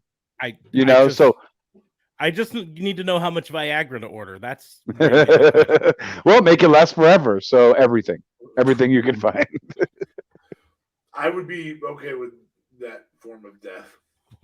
Death by posh and baby and ginger and sporty and scary. So. Okay. Let us move on to my challenge to you guys. And because we've actually ran a little bit long with it, I'm gonna modify it. And normally, I would do this where my original plan was I was gonna have each of you do your own pick for this thing, and then we were gonna compare and see who won or who did the better. But we're running shorter, so we are going to instead do. This is now, you guys are going to be picking the tournament for the TBS title. So the women's mid-card title for AEW. They haven't announced the tournament yet or any other stuff with it. I am assuming it is going to be an 8-person tournament, just because I don't know if they've got enough talent to do a 16-person tournament for it. Okay. And with their airtime and all of that stuff. So we're going to do 8 total people. I was, like I said, going to have each of you do your own tournament and then, reveal them and figure out which one we like. But we'll just do it this way instead. So we'll do it kind of like we did with the pay-per-view earlier, where each of you will choose one. These will just be standard matches, but you alternate on choosing the first person and the second person, and then we'll go through the tournament. Okay, you go first. Hikaru Shida.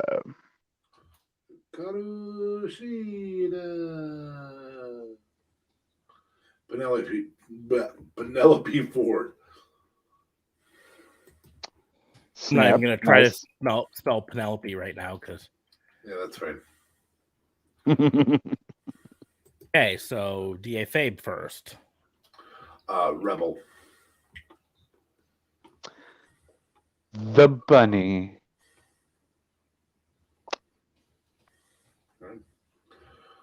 Wait. I always think I'm always confused with the bunny and Penelope Ford. I'm like, wait, was the bunny Penelope Ford? What's the bunny's actual name? Did she have a name, or is she just called the bunny? Allie. Her name's Allie, but they just literally call her Bunny. The bunny. So. Okay. That looks so weird. Thunder Rosa. Or Rosa, whatever. Ty Conti. Ooh. You're next. I think is our last one. Jamie Hayter. Hayter. In case you're wondering. Ruby, Ruby, Ruby, Ruby Soho.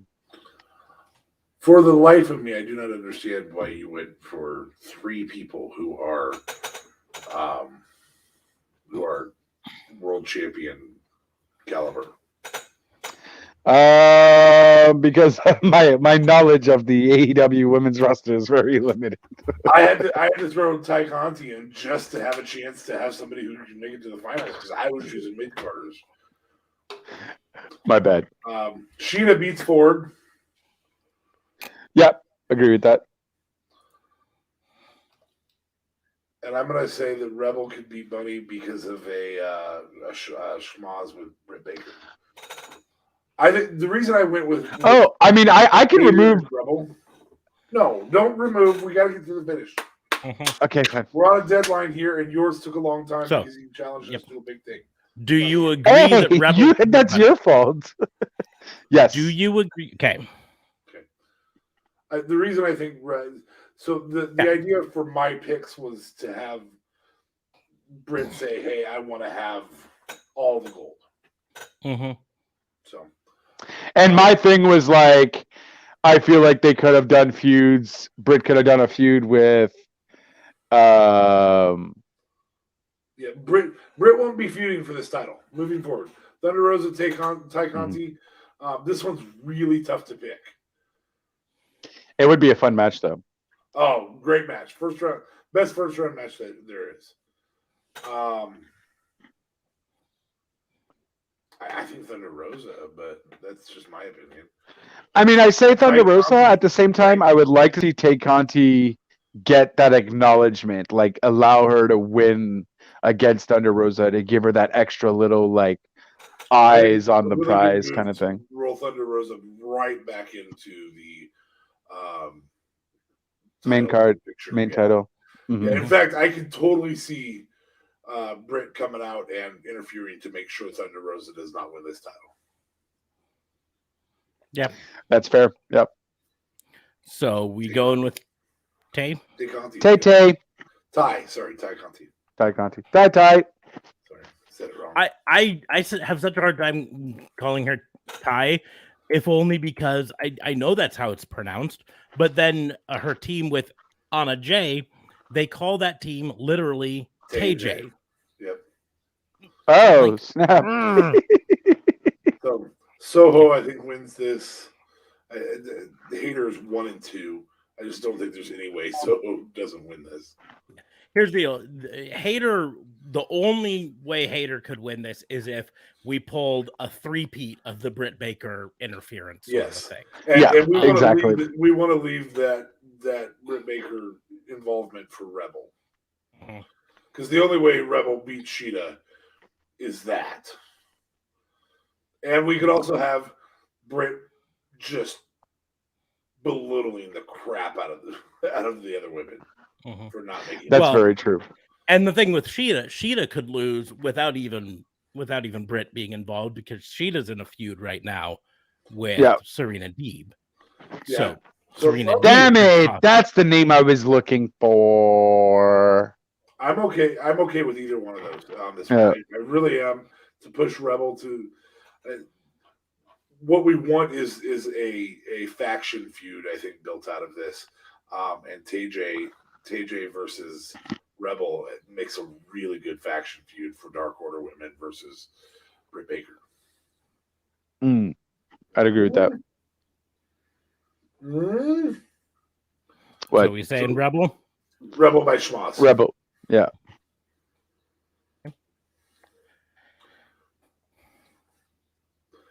How on earth can you take Ruby Soho out of the main card? Yeah. The only reason you have Ruby Soho make it to the finals here is for later to take it off of her and put it on an actual mid carder. Yeah.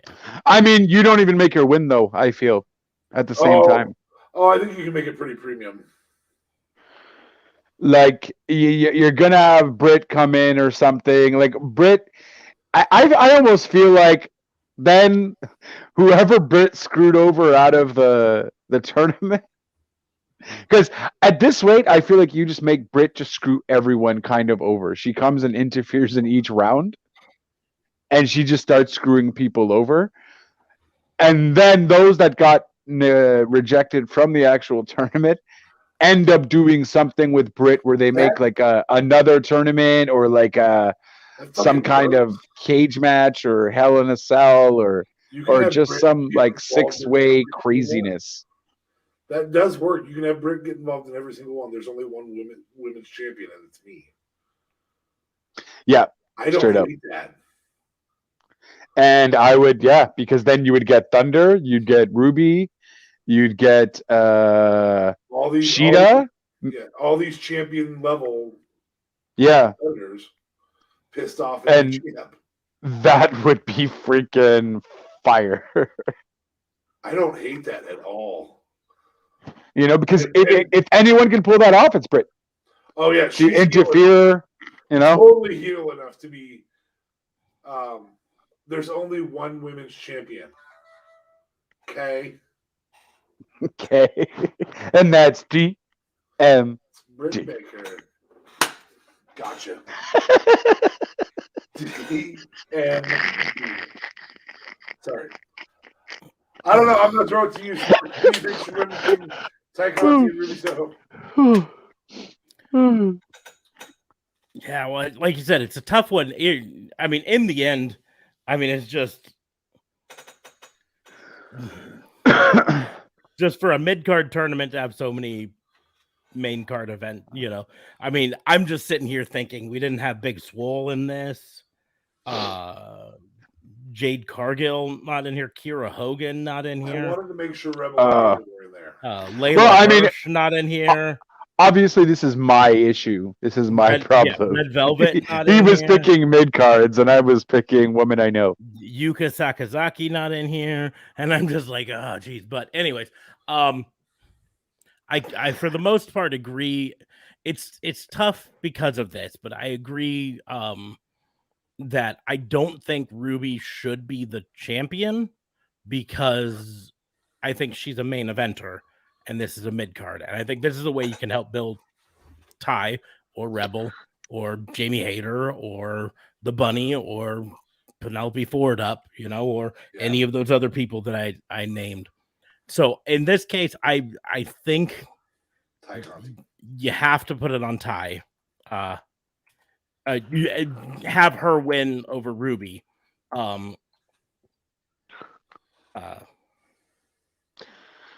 Yeah, and that's why, because based on how I guess I made too many main eventers, I guess making that whole story of Brit interfering and because she already had stuff with Ruby and so on, but you still make Ty very powerful in the match.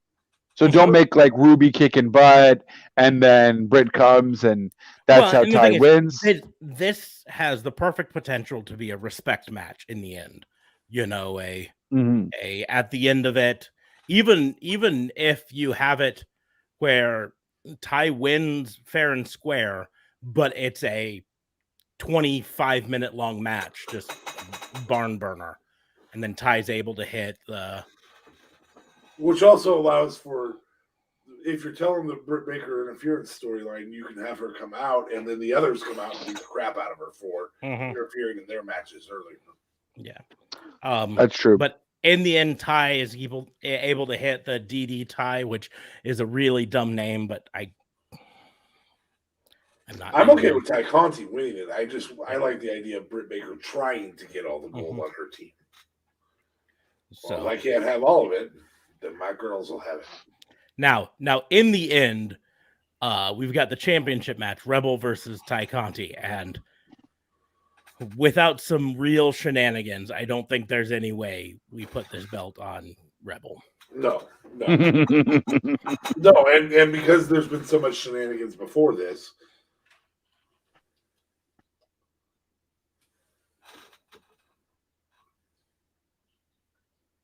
Did everyone just stop talking? What happened? Nope. I was just typing. I can't. But why did he stop? Because there's been so much shenanigans before this, you can have that set up for there won't be shenanigans here. Mm-hmm.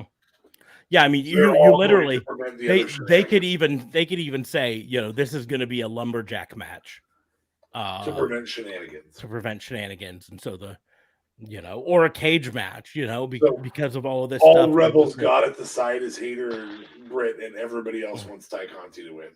I'm sorry, has Rebel started wrestling more and you guys are putting her in this tournament, or just because she's Britt Baker's lackey?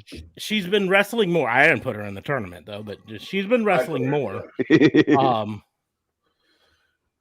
is Rebel's current record. 0-2. Tag team 1-0. Trios 0-1. Oh, snap. Okay. Yeah, anybody who hangs out with Britt Baker loses. Well, yeah, because Britt Baker has to be the ultimate winner. Duh. Well, Britt Baker usually sacrifices them, like in the trios match or the tag team matches. I'm not going to take this pin. I'm not going to, I'm going to put you in the danger because she's a chicken shit heel. That's her deal. Right. Yeah. Fun. Look at you rhyming. I like Ty Conti for the champion. Mm-hmm. For first TBS champion. I think Ty Conti exposure temporarily before moving her to the. I do think she's a main eventer, but I think she is too. The problem is, to be perfectly honest, when bringing in Thunder Rosa and Ruby Soho, you've really kind of stacked that main event card short term at least. Because you already had Britt Baker, you already had Chris Statlander, you already had Nyla Rose hovering there, you already had Hikaru Shida hovering there. Then you bring in Ruby Soho and Thunder Rosa now. Suddenly the main event is actually fairly full. But you do have, frankly, a mid-card title for the women does make sense from this standpoint because they do have enough women hovering around in the mid. Abaddon, Anna Jay, Big Swole, Bunny, Sakura. I think Cargill's soon to be a main eventer. Yep, Jamie Hayter, Kira Hogan, Leva Bates, Hirsch. Layla Hirsch, Penelope Ford, Red Velvet. Red Velvet's gold. Rio is a really good way to establish that, is say, hey, look how much better we are. She was our first champion, and now she's regulated to this mid card. Yeah. So, anyways, Serena Deeb is gold there too. She's that category. I'm really starting to like Serena Deeb a lot. Her new heel persona definitely helps. When she was face Serena Deeb earlier, NWA champion Serena Deeb, look at me, I'm so good. I didn't care. Yeah, didn't really care. This now, I'm the best women's wrestler out there, and I'm going to kick anyone's ass who says I'm not, sort of a thing. Definitely fits a lot better. And here's the deal: is I totally see the storyline that they have going on here is going to be right now Hikaru Shida versus Serena Deeb. Hikaru Shida getting darker and willing to do more to win.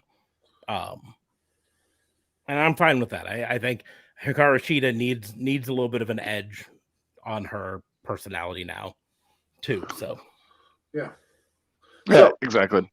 On to our regular game. Yes, our regular game that I forgot to think of anyone FMK. Yes. So it's Jamie Hayter and no.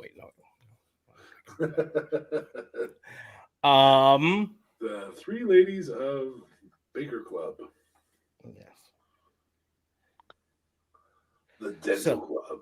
So instead, Ring of Honor, AEW, or Impact, our regular game where I'm going to throw out a list of 3 current WWE wrestlers that need to be relocated to a different brand. I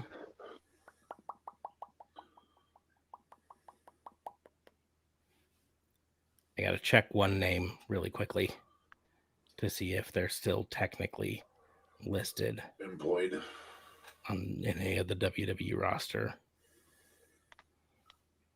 I don't think they are, but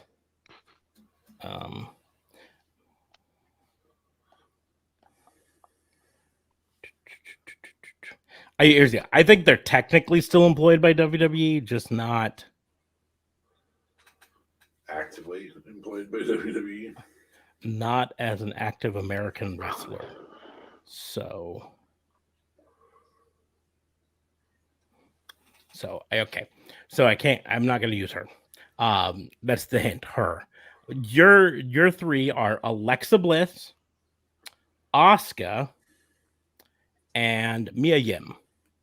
Who is the her that you're not using out of curiosity? Kairi Sane. Oh no, she's not WWE anymore. She technically is. She is now the WWE ambassador in Japan. Oh really? Mm-hmm. She's still technically employed by WWE, just not. Oh snap! But that's why she's not allowed. She was turned down. She wanted to wrestle at one of the promotions in Japan. They even announced her to be there, and then she got told by WWE she wasn't allowed to wrestle there. Anyways, but so yeah, she's still listed. She's the official ambassador. So she has a contract, so she's still getting paid by WWE, though. Yep. She's just not actively wrestling for them, and it's sad. I mean, it's kind of like Paige. Paige is still under contract, just not wrestling. Right. Anyways, but so Asuka, Alexa Bliss, Mia Yim, 3 women's wrestlers who are currently not on screen. Now, in the case of Asuka, she's out with an injury. In the case of Alexa Bliss, she's out with an injury for nasal surgery. And Mia Yim is just not being used.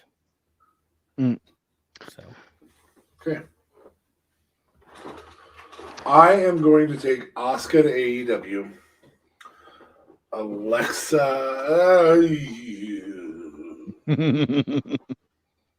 Asuka to AEW. God damn it. Yeah. This is gonna really suck. Mia Yim to Impact because she could handle that level of roster, and Alexa to ROH, and don't have me explain it. Just she's a great wrestler. You know what though? I can't even change my picks with that. Just for the fact that I think that Alexa Bliss is really too WWE style, and she really wouldn't work well in Impact. Definitely wouldn't work well in AEW, and so ROH, she might at least be able to provide some kind of like notoriety there. So well, they're revamping that women's division, so that would really help boost them quite a bit. That too, yeah. So yeah, I'm gonna have to agree with him and be a little lame-o potato. It's all right. okay. Hey, fun fact. Do you know Mia Yim used to wrestle for Impact? I did not. Good move. She wrestled under the name Jade there.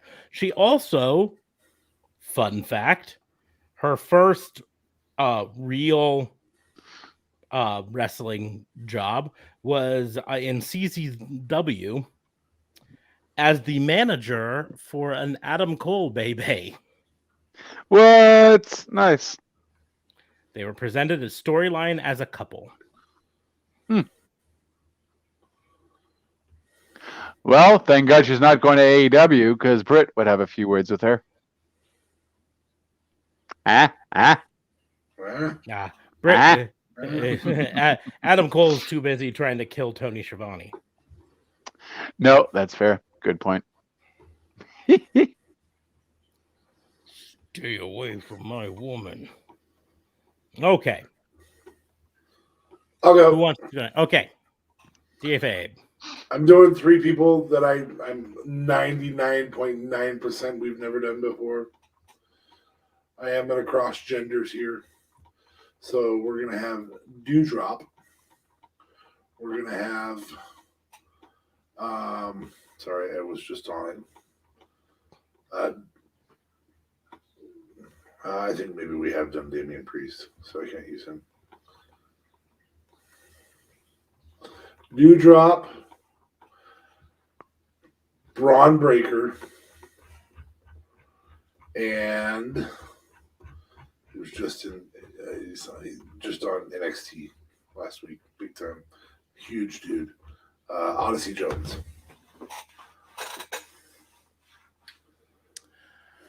That last one threw me. So He's a big dude, big huge dude, big guy, dude. big dude. Makes Otis look tiny. Yeah. He was the subject of a who the fuck is this tweet earlier today. He wasn't bad in the ring. I mean, his athleticism was pretty good for his size. So someone had posted, I think WWE posted a who do you got to win, and it was him versus whoever is going to be his challenger. I think it was tonight on NXT, or maybe it was on 205 Live later. I don't fucking know. But I didn't know the other day either, and I said, I don't fucking know who the fuck these people are. So Mark Coffey, huh? Yeah. So but he throws things because so Impact Wrestling just lost AC Romero. He wanted out of a contract. They released him from his contract. So they are down one big guy. So Odyssey Jones to Impact.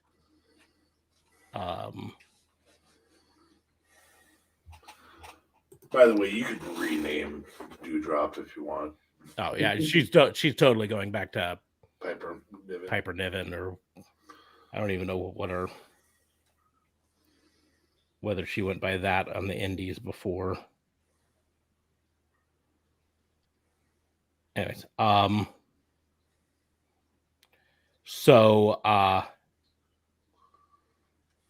but Dewdrop is going to go to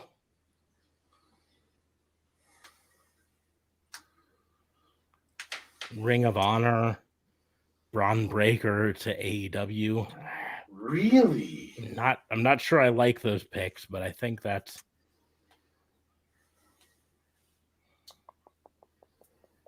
I almost chose Mansoor, but I was like, no, that's just evil.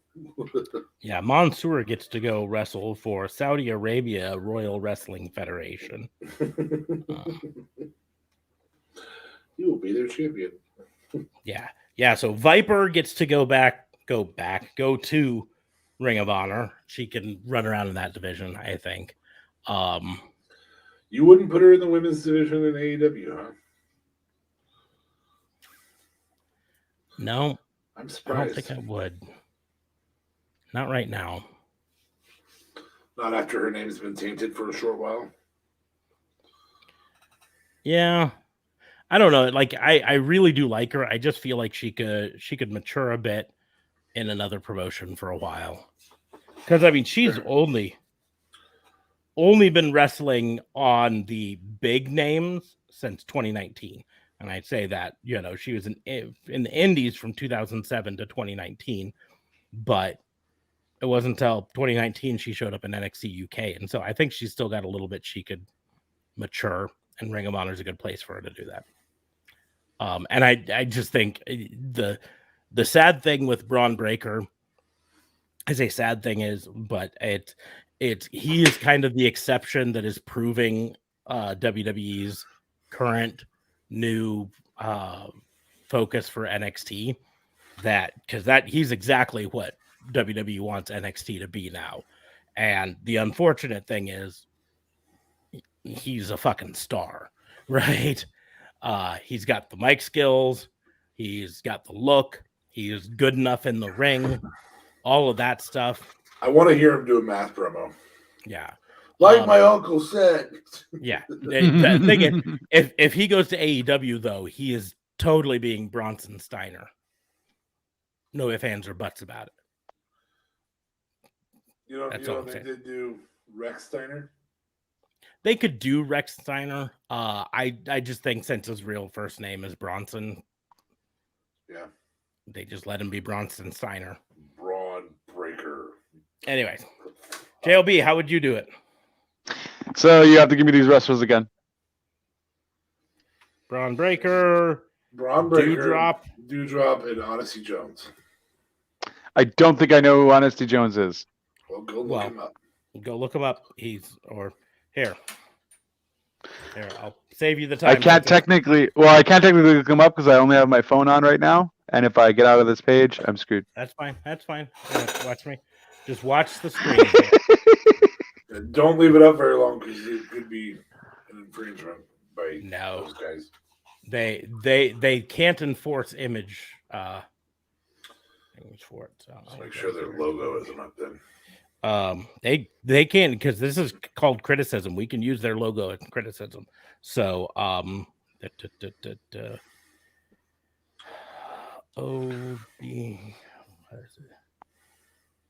Odyssey. I have it up if you want me to share.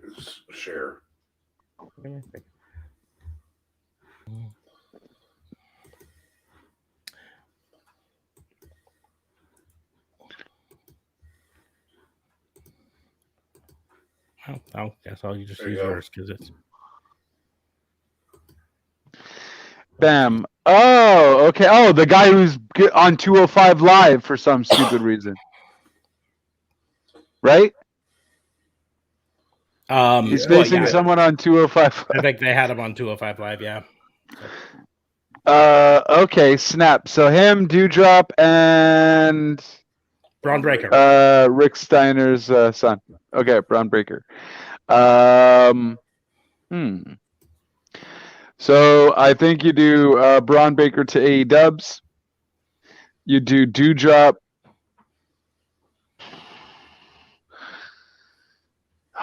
This guy just seems so impact worthy though. He could be a beast there. I don't think I've seen him wrestle though. Is he actually good or he's crap? I haven't seen him yet, but DFA said he was pretty decent. So yeah, his athleticism is pretty decent. Comparable to who? Are we saying decent like Keith Lee, Mark Henry? Cross between his athleticism is better than Mark Henry. Okay, but not quite to Keith Lee. Bam Bam before WWE got a hold of it. Okay. Why does their logo have a 2.0? That's so stupid. That's because they've officially branded it NXT 2.0. It's the official name for it now. So stupid. Fun little fact, in Canada, we still have the old NXT commercials. They were still airing the NXT commercials up until the day NXT 2.0 thing on American. Like, it was like tune in later for NXT's new relaunch, and it was the old commercials. We are NXT. It was like, okay.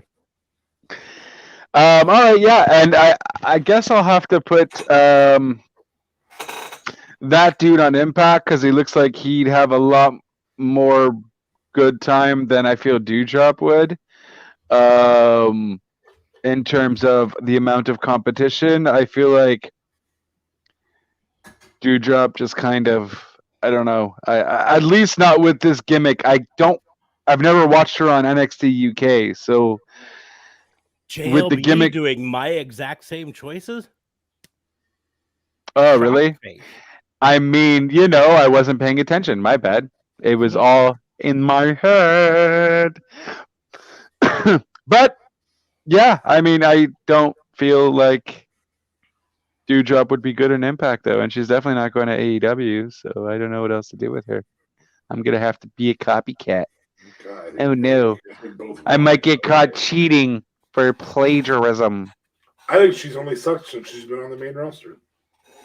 I don't think she sucks. I 100% say. Yeah, she's amazing good. talent. I feel like I've seen one match with her in letting her UK. use all of her skill set, is what I'm saying. Yeah, but I think her problems actually are more promo skill related than I think she could use to establish herself a little bit better in like a Ring of Honor before she's ready to be. But that's just all I said. Anyways, JLB, now your challenge. Go. Alrighty, so we are going to do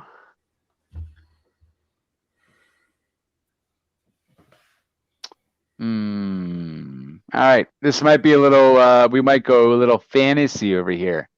Fantasy way back, like 90s style. So we are going to do 90s. Yeah, we're going to do Nation Domination 90s. Who are you bringing them to? We got D'Lo, Farouk, and I believe Ahmed Johnson was technically part of the Nation at one point, no? Wow. So he counts. Yeah, I mean, I feel like, yeah, you know what? Because he likes to injure a whole bunch of people, so we'll keep Ahmed Johnson in there. So Farouk, Ahmed, and... Why not switch that to like Kama Mustafa so we don't have to... Fine. Yeah, Kama Mustafa then. So Farouk, Kama Mustafa, and D'Lo. D'Lo. You're looking at the real deal now. Ooh. Okay. For me, it's tough not to put D'Lo in today's AEW. I think that's a stronger bet because of his mic skills and things like that. Not that I don't want Ron Simmons there. I really, really do. All three of these guys are relatively good on the mic. I mean, Kama Mustafa became Godfather, for heaven's sakes. Whose mic skills were the only thing that carried the fact that he had that gimmick. So, Ron Simmons.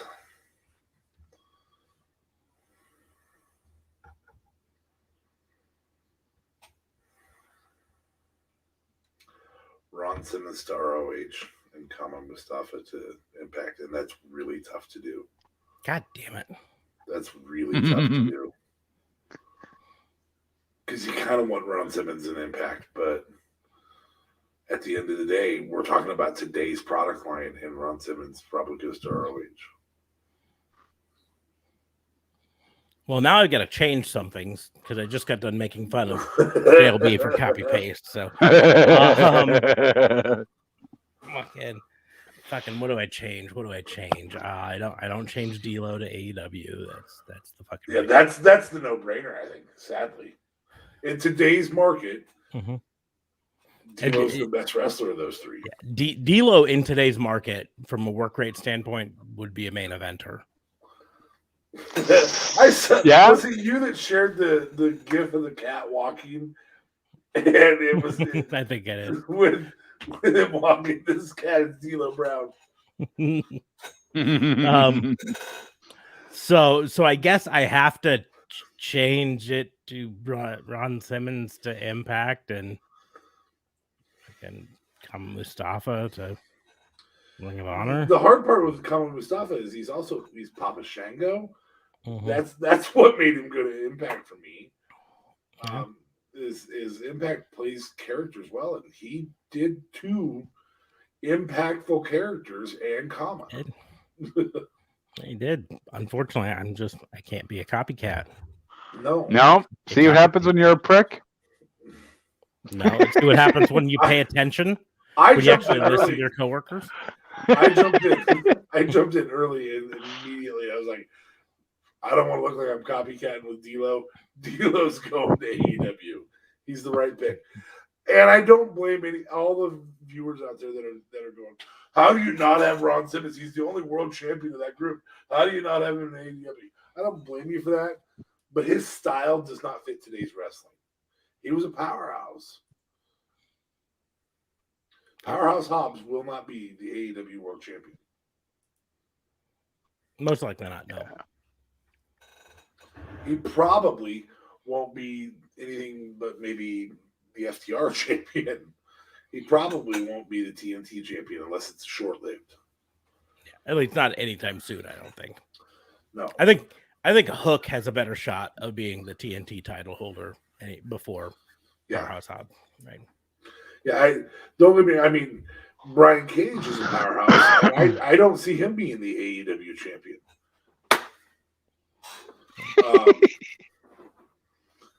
But I do see him being maybe the TNT champion at some point. Yep. And, you know who's not going to be the TNT champion? Who the fuck is Odyssey this? Jones. Who the fuck is this?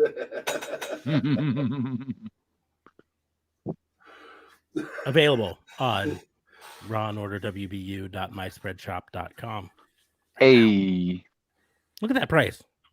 $21.49 American plus shipping. And this is the premium t-shirt. This is the soft one. Yeah. Really, really soft. Comfy. Available in sizes up to 5X for purple. Yes. 5X. And look at all these colors, right? You could be boring with a heather oatmeal, or you can get a little bit fun with Sounds like the steel name blue. of a female wrestler. Heather oatmeal. Right? You could do sun yellow. I don't know if that really works with the. Hey, where's Sonny Kiss at? Is he just not wrestling? He's been wrestling on Dark. They started a feud with him and Joey Janela because Joey Janela betrayed him. Jesus, that was like 8 months ago. The betrayal actually only happened like 2 months ago. There was a sort of betrayal, and then they got back together because Joey Janela promised he'd behave, and then no, he Ric Flaired him. There's like bastard. 17 shades of gray here. There's a lot of There's only 33 left. Heather gray and steel green, which is really just fucking gray. And then Heather ice blue, which I hate to break it to you guys, that's gray. And then Heather blue, which is just a bluish gray, or steel blue, which is a lighter bluish gray. But fear not, right? If you want Kelly green, you can get it, or purple. How come green gets a color like a name? Kelly green. Well, what's the one right next to the purple? It's fucking purple. This one? Yeah. They call that teal. Oh, so teal gets teal. Mm-hmm. Green gets Kelly green. Yeah. So teal is teal. Purple is just purple. But this here is Heather burgundy. Heather blue. I feel like gray. Steel green. I feel asphalt gray. There's an awful lot of royal Heather. Blue. Sun yellow. Heather ice blue. Yeah, Heather really is in there. Olive green. I really should just deactivate. Who's gonna fucking order that color? Fuck Heather. That color is nice though. I do like that color. Yeah. But especially with your love of red. I mean, not with your font. Yeah, not with your coloring, but I love that green color. That's a nice green color. Yeah. But say you don't want to wear a shirt that says "Who the fuck is this?" Look at all these other options. With the third line being red. Yes. Just a lot of it being black. Yeah. Well, because black can go on any color, so fuck you. Except for black. That's why I outline it in white. I got a method to my madness. Hey, can I get JLB as a whore mug? Hey, Let's talk about it though. What is the method to your method? Yeah, you want a JLB as a whore, but he's our whore. Mhm. Technically, on that one, it's the fourth word that's read. So Yes. Oh, look at him. Third line, fourth word. yeah, still third line, fourth word. But you want it as a mug? Well, let's see here. Come down here. Well, you can get it as the travel mug, Oh, right? Or crop top stainless steel version? water bottle. Yeah, If you would like Crop a crop top shirt, mhm, that right works there. out well for you. I mean, you are a whore, so Had you lost, I would have made you. you can get iPhone cases. There's a stainless steel pint cup. Apparently, I chose not to do it on mugs for some reason. Oh, Yeah, here's dick. the travel mug that looks kind of like the Starbucks cup, sort of a thing. Oh, nice. That is Also, cool. if you take the lid off, it's the same whore hole size as JLB being a whore. Hey, you can't decide on colors. Get tie dye. Inside Get all of them. 2XL. You could do red tie dye. It's really more orange, I guess. Or green. Or black and gray. Or blue. Blue. I think I might want to get a tie-dye shirt at some point. Never had one. I got to be honest. Tie-dye shirts look fucking sweet in some of these designs. Some of them not so much, but some of them they look pretty sweet. I almost seriously for the Zello Pro, I almost chose the Zello Pro in the tie-dye. Ooh, that green would have been a good color for that. Mm-hmm. But didn't come in my size. And since I did want to wear it once. Did you wear it? Yeah, on the podcast that one time. Oh. You're bigger than 2XL? Yes, I am a fat ass. Both of your co-hosts are bigger than 2XL. God damn it. I eat 2XL for lunch. We're American. Maybe we should get a freaking health group to sponsor us or something. This episode is brought to you by Good Foods, good healthy eating. Who the fuck is this? Who the fuck is this? Fuck is this? We get a sponsor. We can't actually pull these up. We'll just tell people to go to this site. Oh, we get a sponsor. Instead of going to all the designs, I'll just be like, go get your America's Belly Button shirt.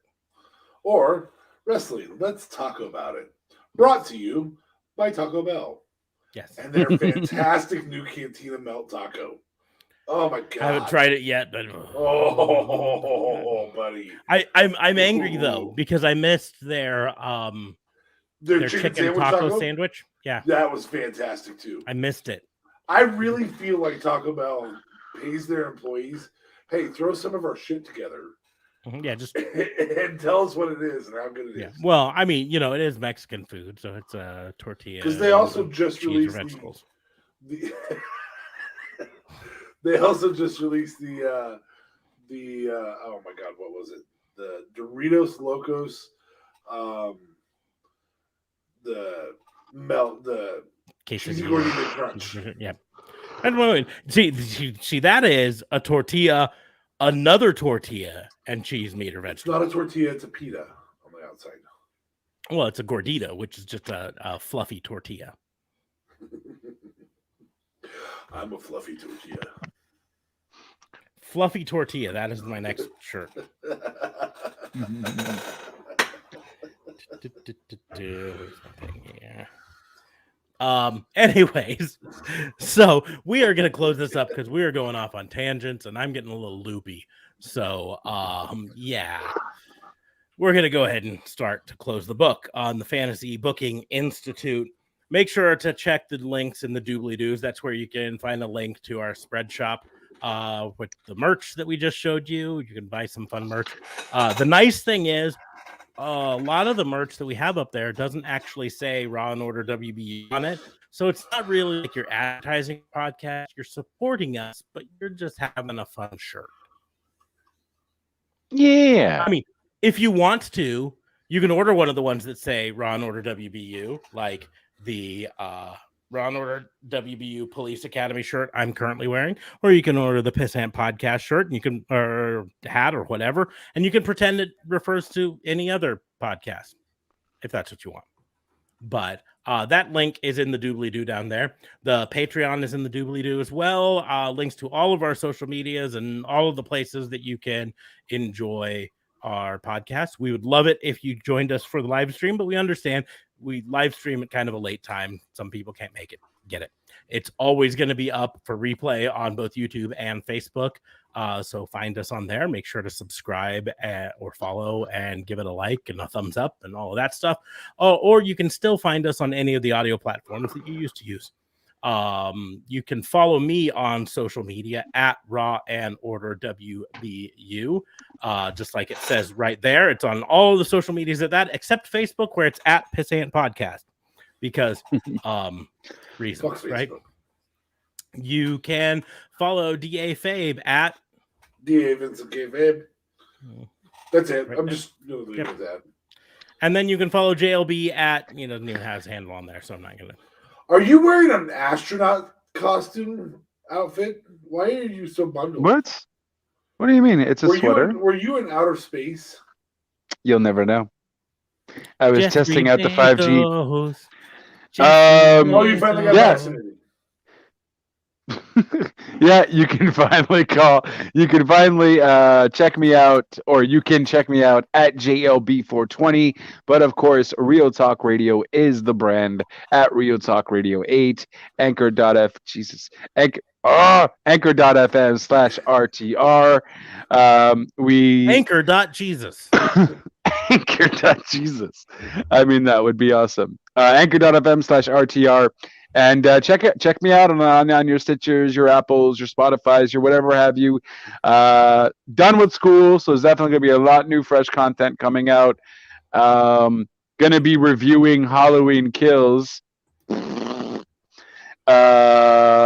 Pretty trash. And if you want to find out why it's pretty trash, you can certainly check out Anchor.why. It's like I'm freaking an old person, and I can't figure out how this phone camera works.